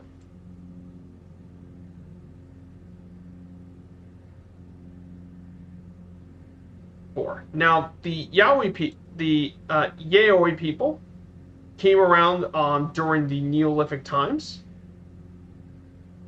from around 400 BC. Now, they brought in a lot of things. They mainly brought rice cultivation, and metallurgy were the two big ones. They also introduced weaving and silk production, new woodworking methods, glass making, and architectural styles. And mainly they were imported from China and the Korean Peninsula. As a result, in that period, the population of Japan began to increase really rapidly by over tenfold, from 1 to 4 million by the end of the Yayoi period. And during that period, many of the tribes of the Yayoi gradually consented to a number of kingdoms. In the earliest written work of the history dimension Japan, the Book of Han, which was from China, the history of the former Han, and states that Japan was referred to as Wa, was divided into 100 kingdoms. A later work from 240 AD, the Wei Zi, mentioned that one powerful kingdom had gained ascendancy over the others, and according to the book, it was called Yamatai, though modern historians continue to debate its location and other aspects of the description of the book. And it was said to be ruled by a female monarch named Himiko during that period. Now, and that brings us to that as well. I forgot to put the slideshow, but during the subsequent Kofun period, most of Japan was gradually unified into a single kingdom, and that's the symbol of the growing power of Japan's new leader was the Kofun burial mounds. Most of these were pretty massive scales as well, and it took like 15 years to complete one of them. The center of the unified state was Yamato. It was in the central region of Japan. It's in the Kainai region of central Japan, and the rulers of the Yamato state were a hereditary line of emperors. And believe it or not, they still reign Japan even to this day as the world's longest ruling dynasty. And yes, this includes the current emperor of Japan himself. Now, the rulers of Yamato extended their power across Japan through military conquest, but their preferred method to expansion was to convince local leaders to accept their authority in exchange for positions of government. And many of the powerful local clans became known as the Yuji.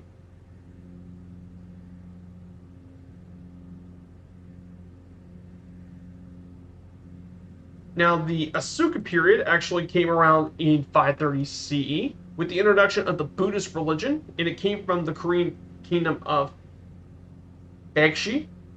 Since then, Buddhism has coexisted with Japan's native Shinto religion in what is today now known as Shimbutsu Shugo. The period itself draws its name from the de facto imperial capital of the time, Asuka. Now, the Buddhist Soga clan took over the government in the 580s and controlled Japan for nearly 60 years until it was overthrown in a coup by Prince Naka no O and Fujiwara no Katamari, the founder of the Fujiwara clan. And their government devised and implemented the Taika reforms. And basically these reforms it consisted of land reforms based on Confucian ideas and philosophies of China to nationalize the land, But the true aim of the reform was to bring greater centralization and enhance the power of the imperial court. After the reforms, the Jinshin War happened, which was a catalyst for further reforms in the administration, and it culminated in the Taiho Code, which consolidated existing statutes and established the protection of the rivals to central governments and such. Then after the Asuka period, we have the Nara period. The Nara period as well. Unfortunately for Japan, the Nara period suffered a lot of natural disasters, including wildfires, droughts, famines, and disease outbreak that nearly killed a quarter of the population.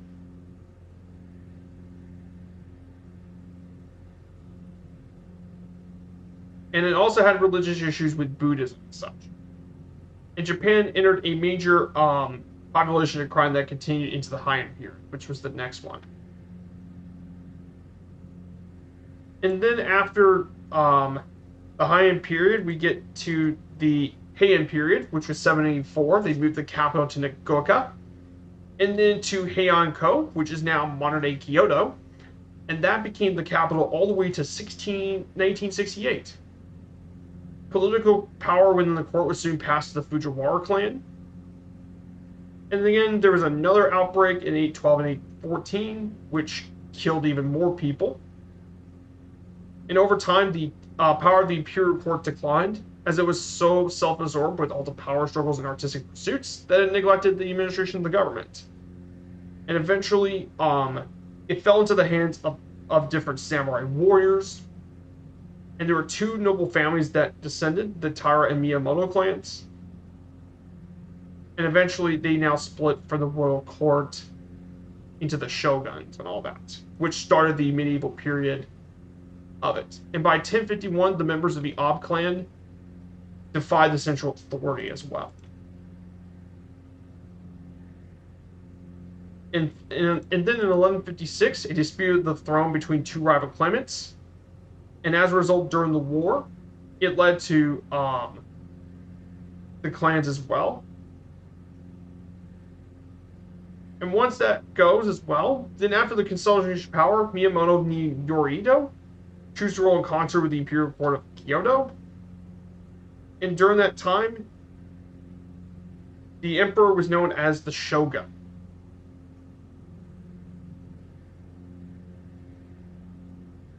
And eventually the government of Japan was decentralized and feudalistic in structure compared to the earlier state, and this led to the rise of the different shoguns, the daimyos, and all that.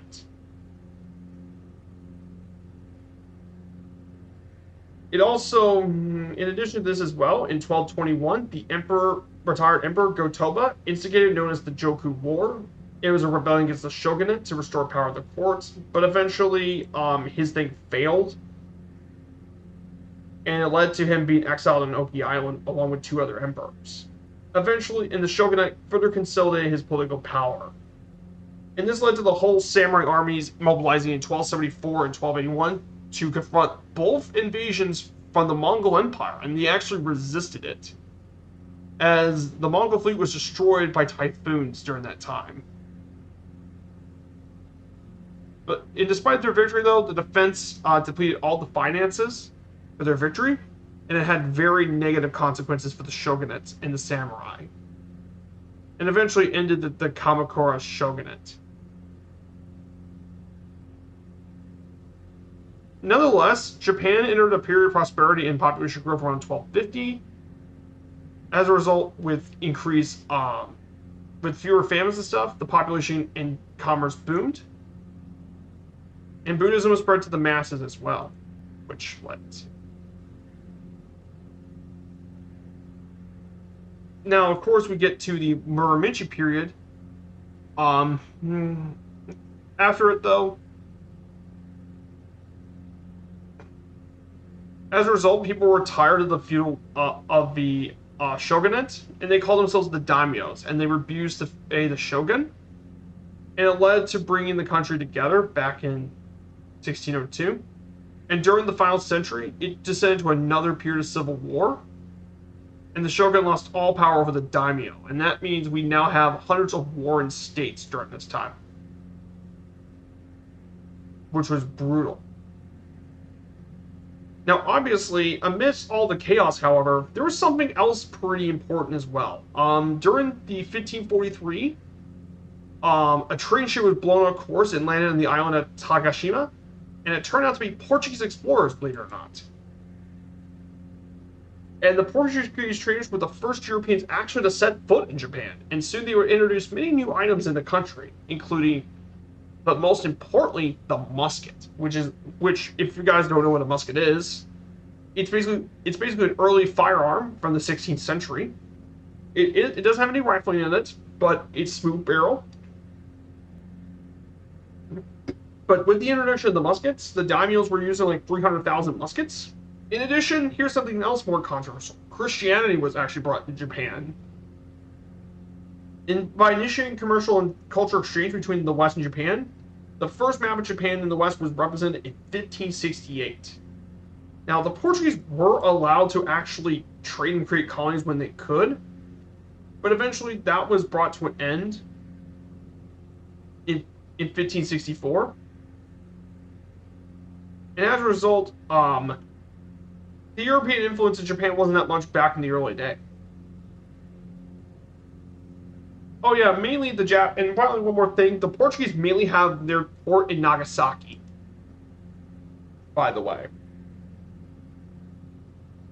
Now, during the Eijuchi Myorin period, Japan was gradually unified by two powerful warlords, Oda Nobunaga and Toyotomi Hideyoshi, and those were two major warlords in Japanese history.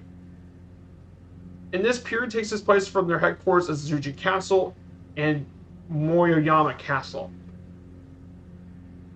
as well, and those two unified Japan. And it began in 1568 when Nobunaga seized Kyoto and brought an end to the Akashikaga shogunate, and Hideyoshi completed the reunification of Japan by capturing Shikoku, Kyushu, and the lands of the Hojo family in eastern Japan as well. And he launched sweeping changes to Japanese society, including the confiscation of swords from the peasantry, new restriction of the daimyos, the persecution of Christians, and new law forbidding the peasants and samurai from changing their social class. And eventually, Hideyoshi, his power expanded as well, and his ambitions led him to two invasions of Korea, but he failed to defeat both the Korean and Chinese armies, and the war ended after his death in 1598. Eventually, however, things broke out, and it led to a new rule. The Tokugawa clan now rule in Japan, and that leads us to the Edo period of Japan. The Edo period was actually relatively peaceful compared to a lot of the other stuff, thanks to the tight control of the Tokugawa shogunate, and it ruled from modern Tokyo. Now, during the first century of the Tokugawa rule, Japan's population nearly doubled to 30 million people, mainly because of agricultural growth, and it really grew greatly. It constructed new roads, the elimination of tolls, and the standardization of coinage also benefited merchants and artisans. Now, of course, they were kind of harsh. Mainly harsh penalties like crucifixion, beheading, death by boiling were decreed even for the most minor offensive.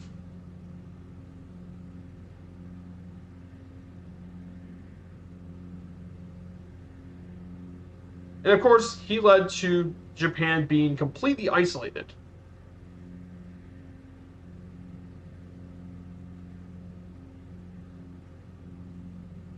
However, all things have to decline, and by the late 18th and 19th centuries, the shogunate showed a lot of signs of weakening. Mainly, the growth of agriculture had ended, and the government handled the famines really poorly, with peasant unrest growing.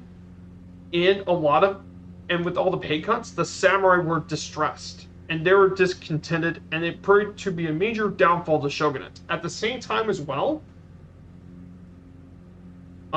new inspiration in fields came into the study for the peasants, mainly Dutch books from the West, stimulated Western learning.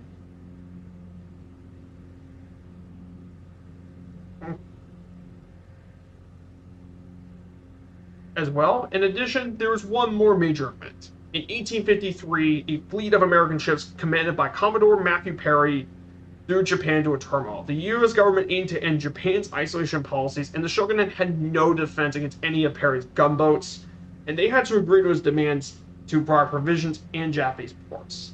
And with the Western powers, they imposed what became known as the Unequal Treaty of Japan, which stipulated that Japan must allow citizens of these countries to visit or reside in Japanese territory and all that. And because of the shogunate's failure to oppose them, it angered a lot of the Japanese. And as a result, in 1866, Tokugawa Ieyasu was eventually overthrown, and it led to the power of Emperor Meiji.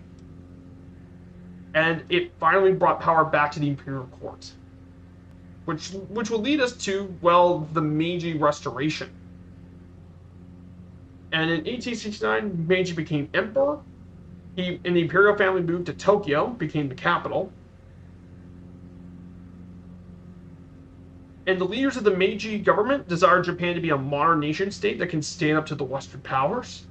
And as a result, Meiji did a lot of changes, which was known as the Meiji Restoration.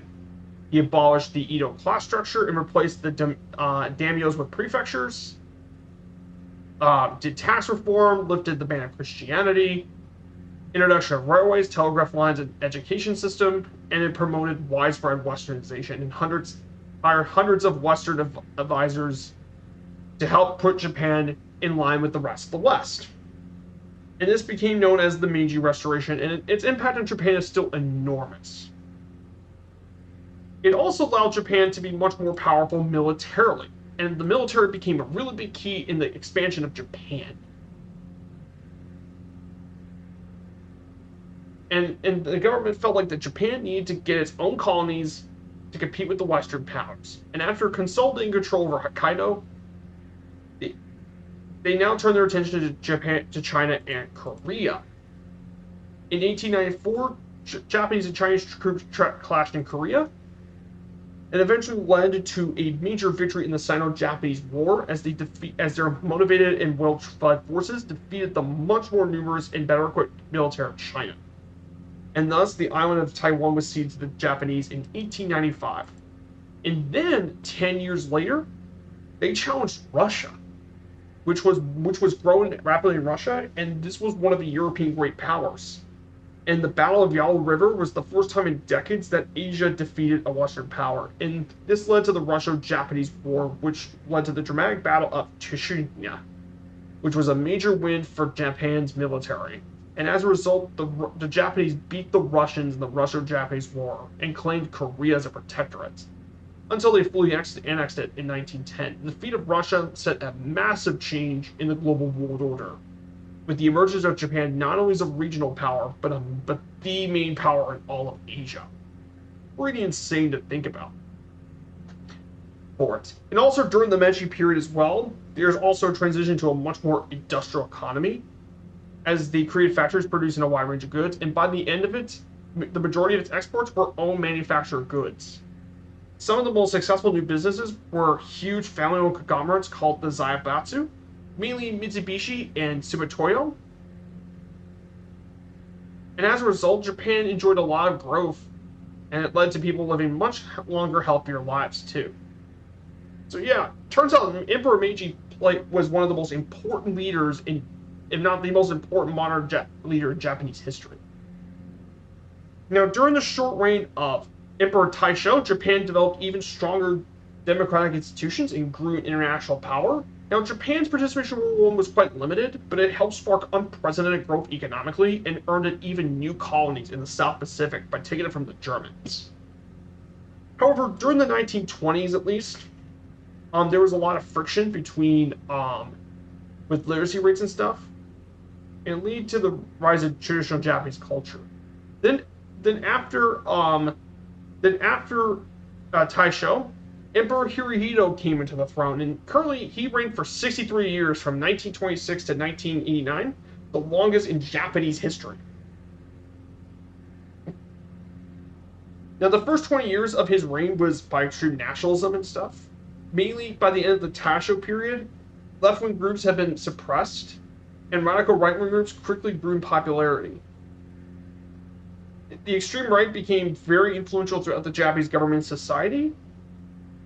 And during the Manchurian Incident in 1931, and they actually, what they did was that radical officers bombed the portion of the South Manchurian Railroad and blamed it on the Chinese, and it led to Japan invading Manchuria. And they conquered Manchuria and set up a puppet government. And due to international criticism, Japan withdrew from the League of Nations during that time. And then Japan continued to be much more expansionist thanks to the rule of many of the extreme right. And as a result, they became extremely bold. Many of the Japanese political elite established new territory for resource extraction and settlement of its surplus population. And all of these visions led to the outbreak of the Second Sino-Japanese War in 1937. And after their victory in the Chinese capital of Beijing, the Japanese military of Nanjing, the Japanese military committed one of the worst war crimes in World War II, if not probably among the worst, the Nanjing Massacre. Now, for guys who don't know what the Nanjing Massacre is, basically it was the mass murder of Chinese civilians in Nanjing, and it lasted for 6 weeks. And they committed, it was just massacre and murder. They committed mass rape, looting, and arson. And it was one of the worst atrocities ever committed in the war. And due to the myriad of factors, death toll estimate from 40,000 to 30,000 people died, and nearly 20,000 to 80,000 cases of rape. I mean, however, this part of the time, this event was, the Japanese basically try to deny all this has happened, but a lot more evidence has proven that it really did. Though many people in Japan by public officials denied the massacre.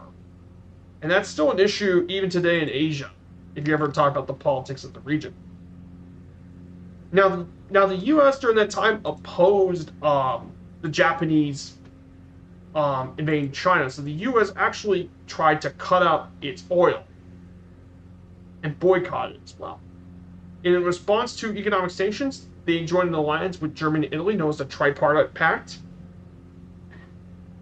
And in response to that, the US, UK, Netherlands froze all the Japanese assets after its invasion of French Indochina. And then in 1941, led by Prime Minister and General Hideki Tojo, who, by the way, was a massive war criminal, he broke the US-led embargo on December 7th, 1941, the Japanese Navy launched a surprise attack at Pearl Harbor, which brought the US into World War II. And while the Japanese initially had the upper hand first, the tide in the early stages of the war in the Pacific, Japan scored a lot of victories. However, it was not until the Battle of Midway in 1942 where the tide started to turn, and the Battle of Guadalcanal, which the Allied troops took back the Solomon Islands. During this period, the Japanese military was responsible for all sorts of war crimes, mistreatment of prisoners of war, massacres of entire citizens, and the use of not just chemical, but biological weapons. And this led to the Japanese military have a reputation for fanaticism, including employing banzai charges and fighting to the last man over overwhelming odds. And in 1944, they even employed kamikaze pilots who crashed their planes into the ships. And life in Japan became to be extremely difficult due to the rationing, electrical outages, and brutal crackdowns. In 1944, the U.S. Army captured Saipan, which allowed them to bomb the Japanese mainland and destroyed half of the total area of Japan's major cities. And then the most important one was the Battle of Okinawa. From April to June, was the largest naval operation in the war. And originally, they were planning to invade mainland Japan. However, that never happened as the U.S. dropped an atomic bomb over Hiroshima, and then a couple of days more later, they bombed another one in Nagasaki. Both of those killed, Hiroshima killed 70,000 people, and Nagasaki was around 40,000. And in just 5 days later, on August 14th, Japan surrendered to the Allies, ending the Second World War in the Pacific. And it was a Tora Tora Tora. It's Tora Tora Tora. says friend to all. And when the surrender of Japan came, after the war, Japan experienced a lot of dramatic political and societal changes. Douglas MacArthur served as the de facto leader of Japan and implemented many of the reforms, including decentralized and empowered Japan by breaking up the Zaibatsu, transferring ownership of agricultural land to the tenant farmers, and promote labor unionism. They also demilitarized a lot of Japan in disarming their military entirely, gaining its colonies' independence, and established a military tribunal for all the war criminals. However, what's funny is the emperor still was allowed on the throne, but he was renounced his claims of divinity. And they had to build a new constitution in 1947, which guaranteed civil liberties, labor rights, and women's suffrage, and did more. After Japan, through the prime minister, and although the Japanese economy was in bad shape in the immediate post-war years, thanks to an austerity program in 1949 and the Korean War, Japanese businesses boomed, including technology and quality control techniques from the West, and cooperation allowed Japan to grow economically. By 1955, the Japanese economy grew to beyond the pre-war levels. And by 1968, it was the second largest capitalist economy on the planet. Only the US was bigger. Pretty insane as well. And Japan was often a close ally of the US during the Cold War, though not all the Japanese people supported it, though. And among the cultural developments of Japan, it became a golden age for Japanese cinema due to lower censorship and such. Then, after Hirohito's death, Akihito took over the place. Now, the economic bubble popped in 1989. Out of the backmarch, MacArthur did return. Yeah. Stagnation worsened as the birth rate declined far below the replacement level, and the 1990s were known as the Japanese lost decade. As Japan was still dealing with its war legacy, it strained relations with Korea and China due to all the war stuff.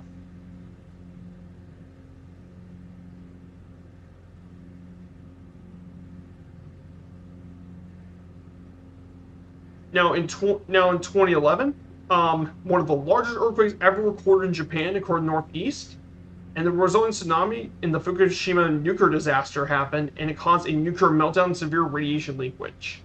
And then in 2019, we had the current emperor, Naruhito. He currently reigned at the abdication of his father. And in 2021, the Tokyo Summer Olympics took place, and Japan was third in the Olympics with 27 gold medals. So that's it, guys. That's the history of Japan for you. As you can tell from the slides, Japan's history is quite long. And it just shows you Japan's very long and very rich history. So yeah, managed to actually cover the entire history of Japan in one slide.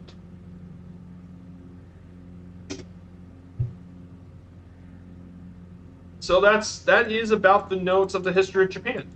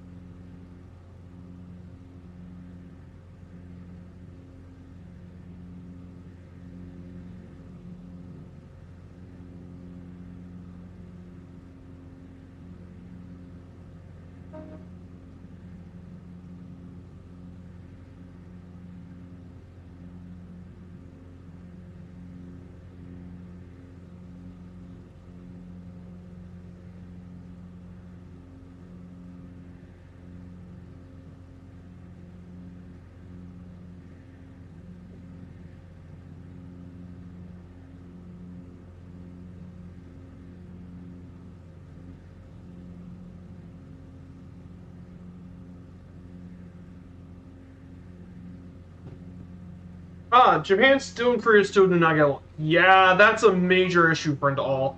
Well, the major reason they still don't get along was because of the abhorrent treatment of the Koreans by the Japanese. Particularly the women. because comfort women were still a huge issue for this, and it's still going on. Even 50 years, like even 70 years later, the comfort women thing is still an issue.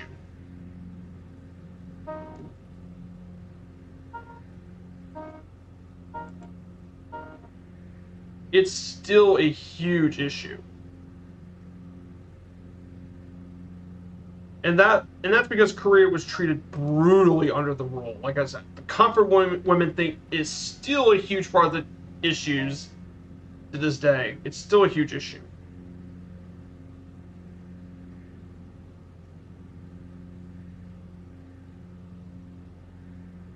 And basically, those comfort women were basically sex slaves used by the Japanese military.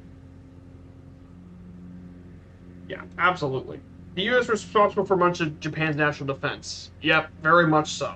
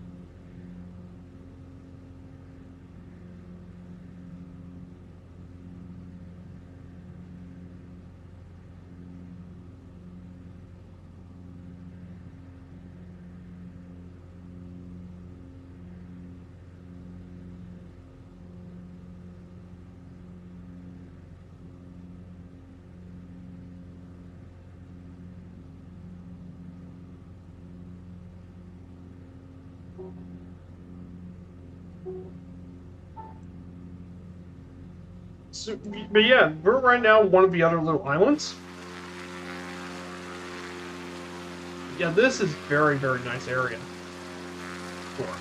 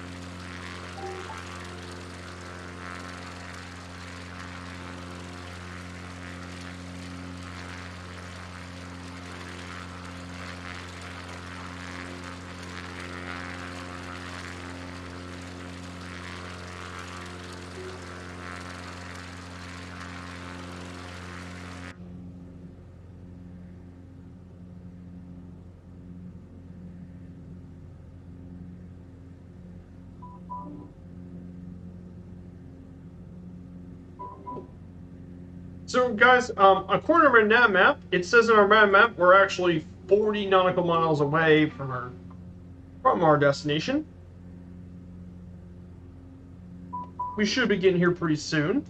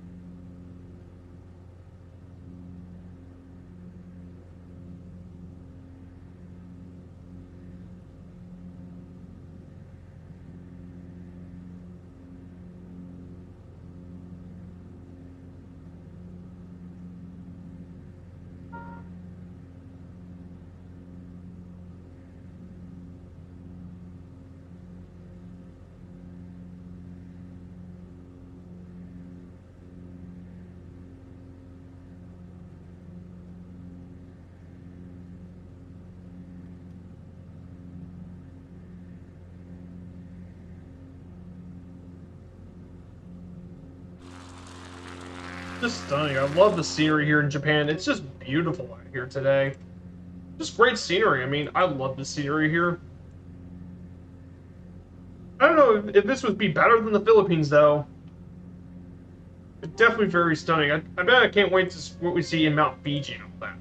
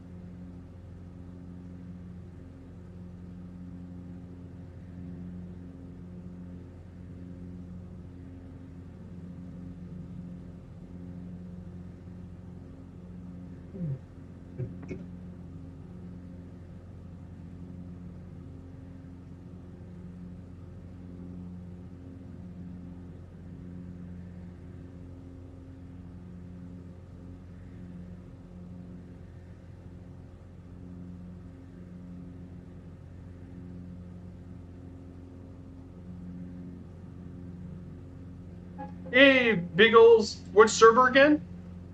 Good to see you, Biggles. I'm on the East USA server, Biggles. East USA, great to have you here, Biggles. So today we just kicked off the Japanese, journey.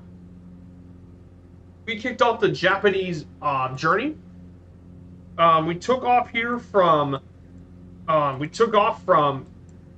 Romeo, Juliet, Charlie, Mike. We traveled through the entire island of Hokkaido, from the center part of Hokkaido, through into Sapporo. We made our way to New Chitos, and then from New Chitos we connect from Hokkaido to the mainland island of Honshu. We're heading our way to Aomori today. So that would be for today's flight plan. Earlier I talked about the history of Japan. All 15 parts of Japan's history. It's insanely deep. It's pretty crazy to think about all of Japan's history.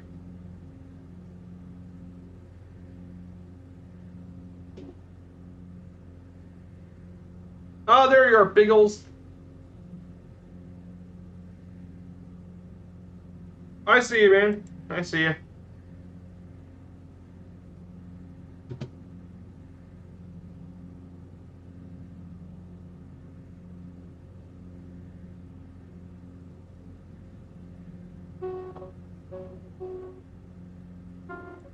So yeah, we're not far at all from our destination.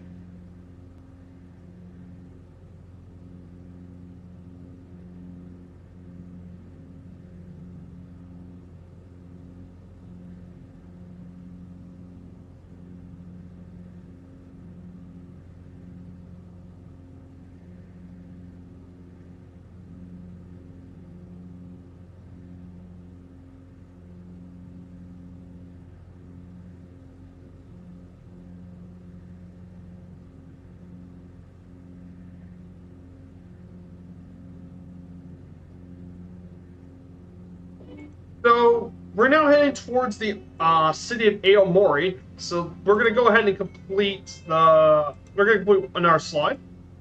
It's pretty crazy. Look at this: 18 parts history. It's 18 parts. I had to make 18 history slides of Japan's history. Pretty crazy. So we're now getting to two.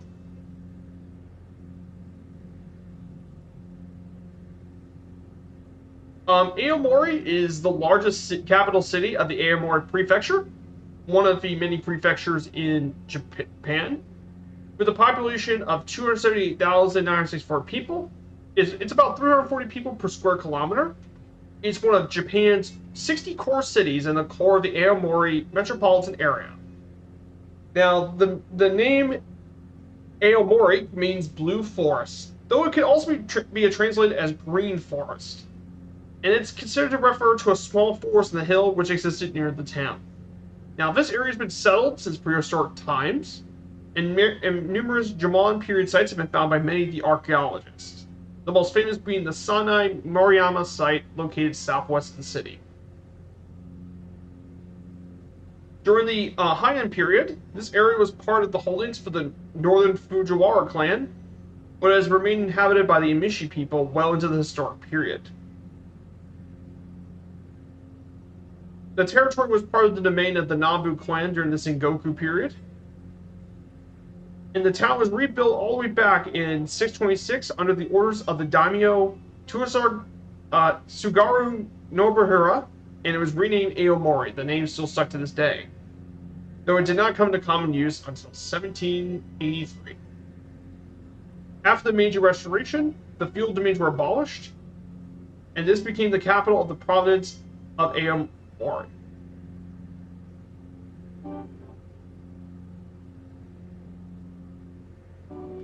In fact, Aomori is where the Hokkaido Colonization Office began their ferry service in 1872, and in September 1891, it was connected with Tokyo by rail with the opening of the Tohoku Main Line.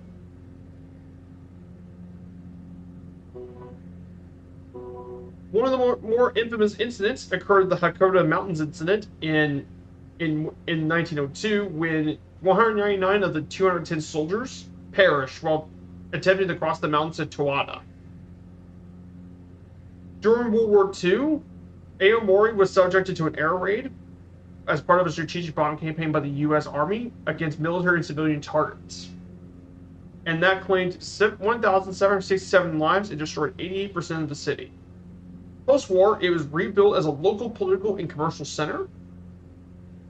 And in 2005, the city was expanded into as well.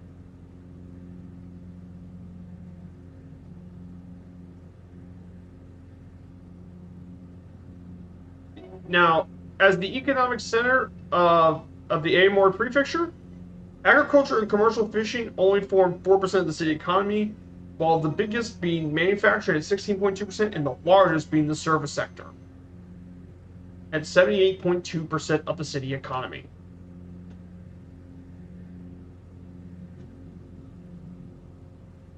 And finally, we get to one final thing: the it's actually Aomori Airport.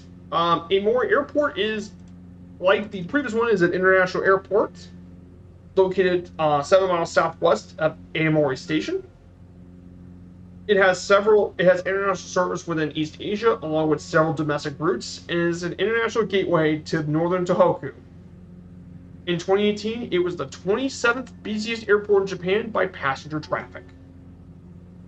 Now, the airport itself was built all the way back in 1964.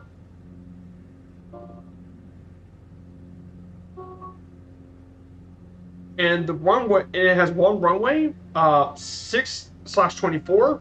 It's nearly 10,000 feet, made of asphalt and concrete. The first air service in the airport was with Toa Airways, which would be known as the Japan Air Center, and they were servicing the Haneda Airport YS-11 turboprop planes. All Nippon Airways, which is Japan's largest airline, began operations at Tokyo in 1994, and then Korean Air began operations in Seoul the following year.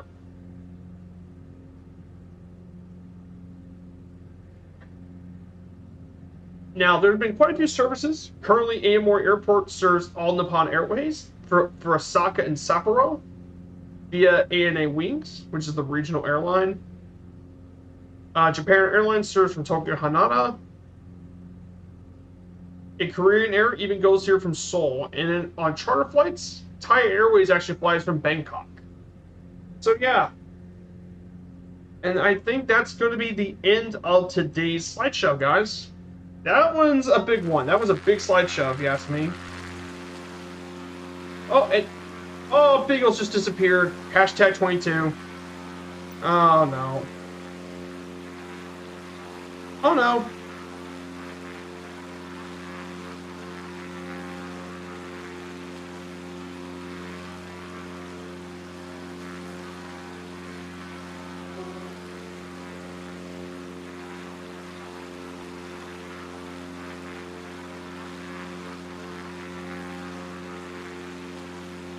Oh, I'm so sorry, man.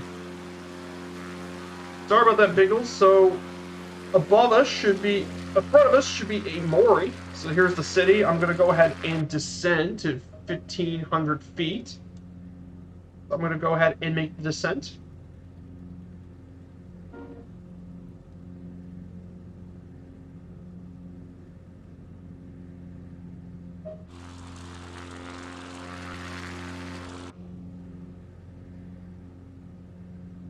So yeah, that's going to be the end of the flight, guys. We're about the end of it.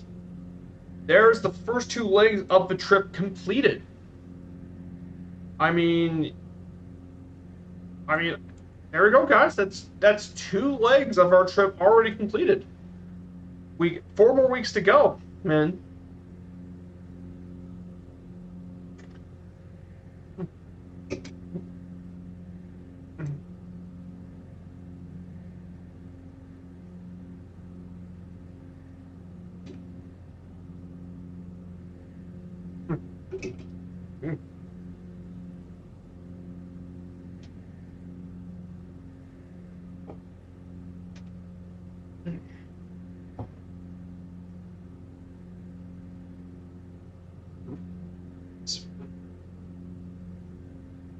So here it is. This is Aomori.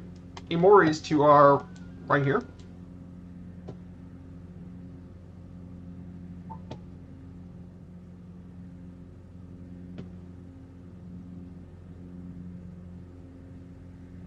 So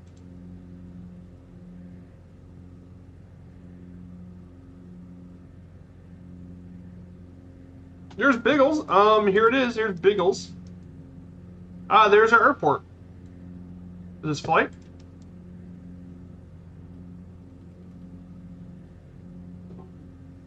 So we're gonna land runway 24. Runway 24 would be our landing for this afternoon. This will conclude today's flight.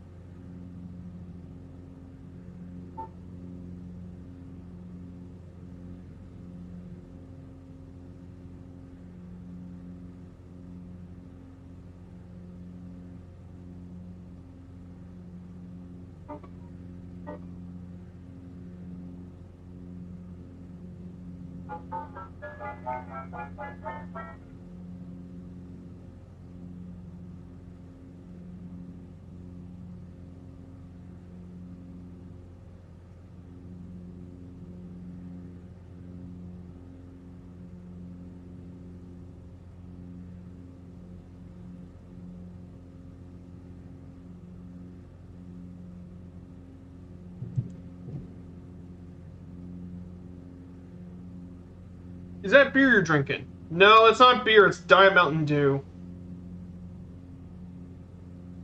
It's Diet Mountain Dew. It's just in a can. It's just cans. That's what I've been drinking.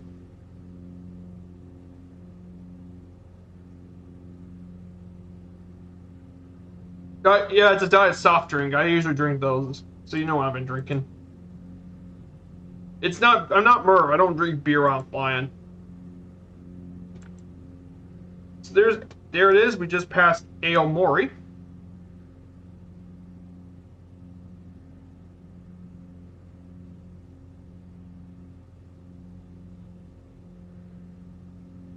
Oh, okay. Yeah, it's a diet soft drink. Yeah.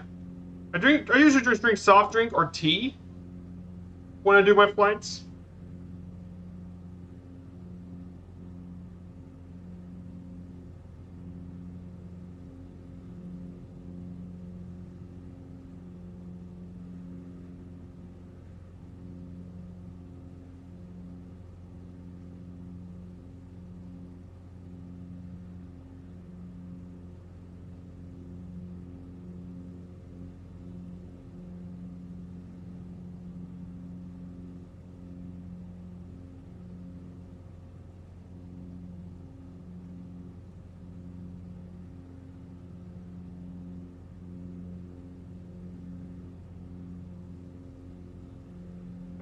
Hmm. Mm.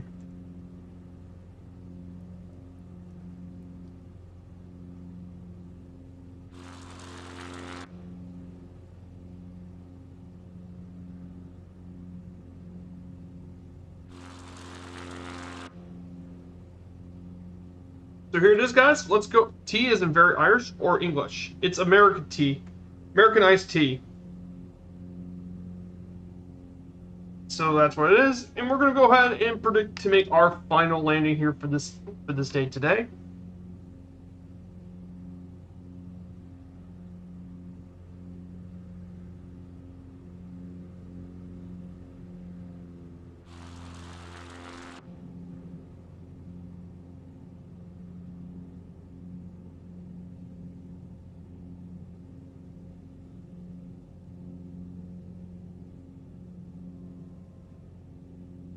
Cold? Yeah, cold tea.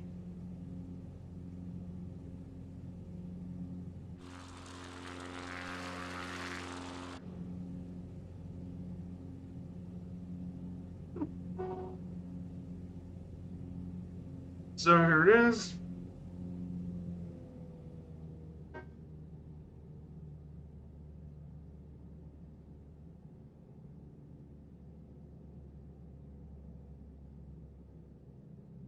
That's mad. I mean, it's America. Drink tea.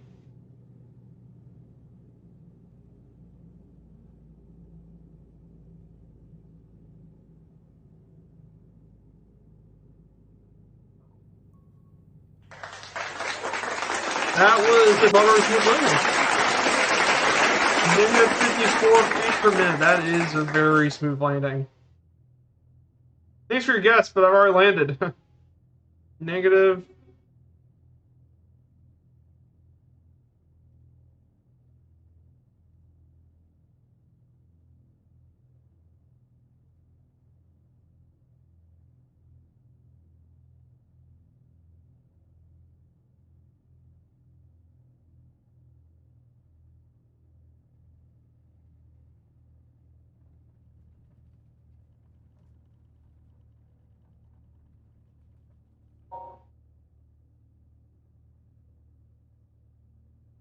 So that's it. I'm gonna have to go find a good parking spot. Um,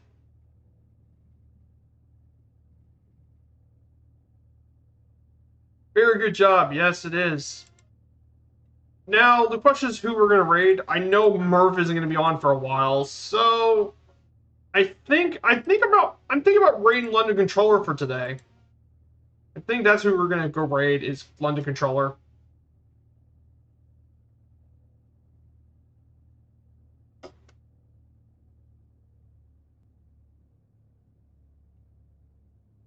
So that's it. Hey, Sky Command, you just came. You came a little late, Sky. Sorry, we just landed in their final airport. Oh yeah, here's Biggles. Come on, Biggles, you got this. You got this, damn Biggles. In the Boeing the Model 18, I believe. Here you go. Nicely done. Have a great day, my friend. You too. So that's it, guys. We have just ended our trip through Japan, week 1. So I want to say a massive thank you for everyone here for our first week. So for Sunday, our city tour, that's a good question. Where would I want to do it? I'm still going to announce later on what city I'm going to be doing. So I'll let you guys know in the Discord what city I'm going to be planning. And then next week we will be doing leg 2 of the Japan tour. Week 2 we'll be visiting through quite a few areas, including Sendai. From Sendai all the way to Utsunomiya. That would be leg 2 of the trip. So we'll be going through from back where we started, Romeo, Juliet, Sierra Alpha, and we'll be making our way down quite a bit through here, visit more of the mountains to Matsushima Metro, and then from here we'll visit through Sendai and make our stop at Utsunomiya Arrow.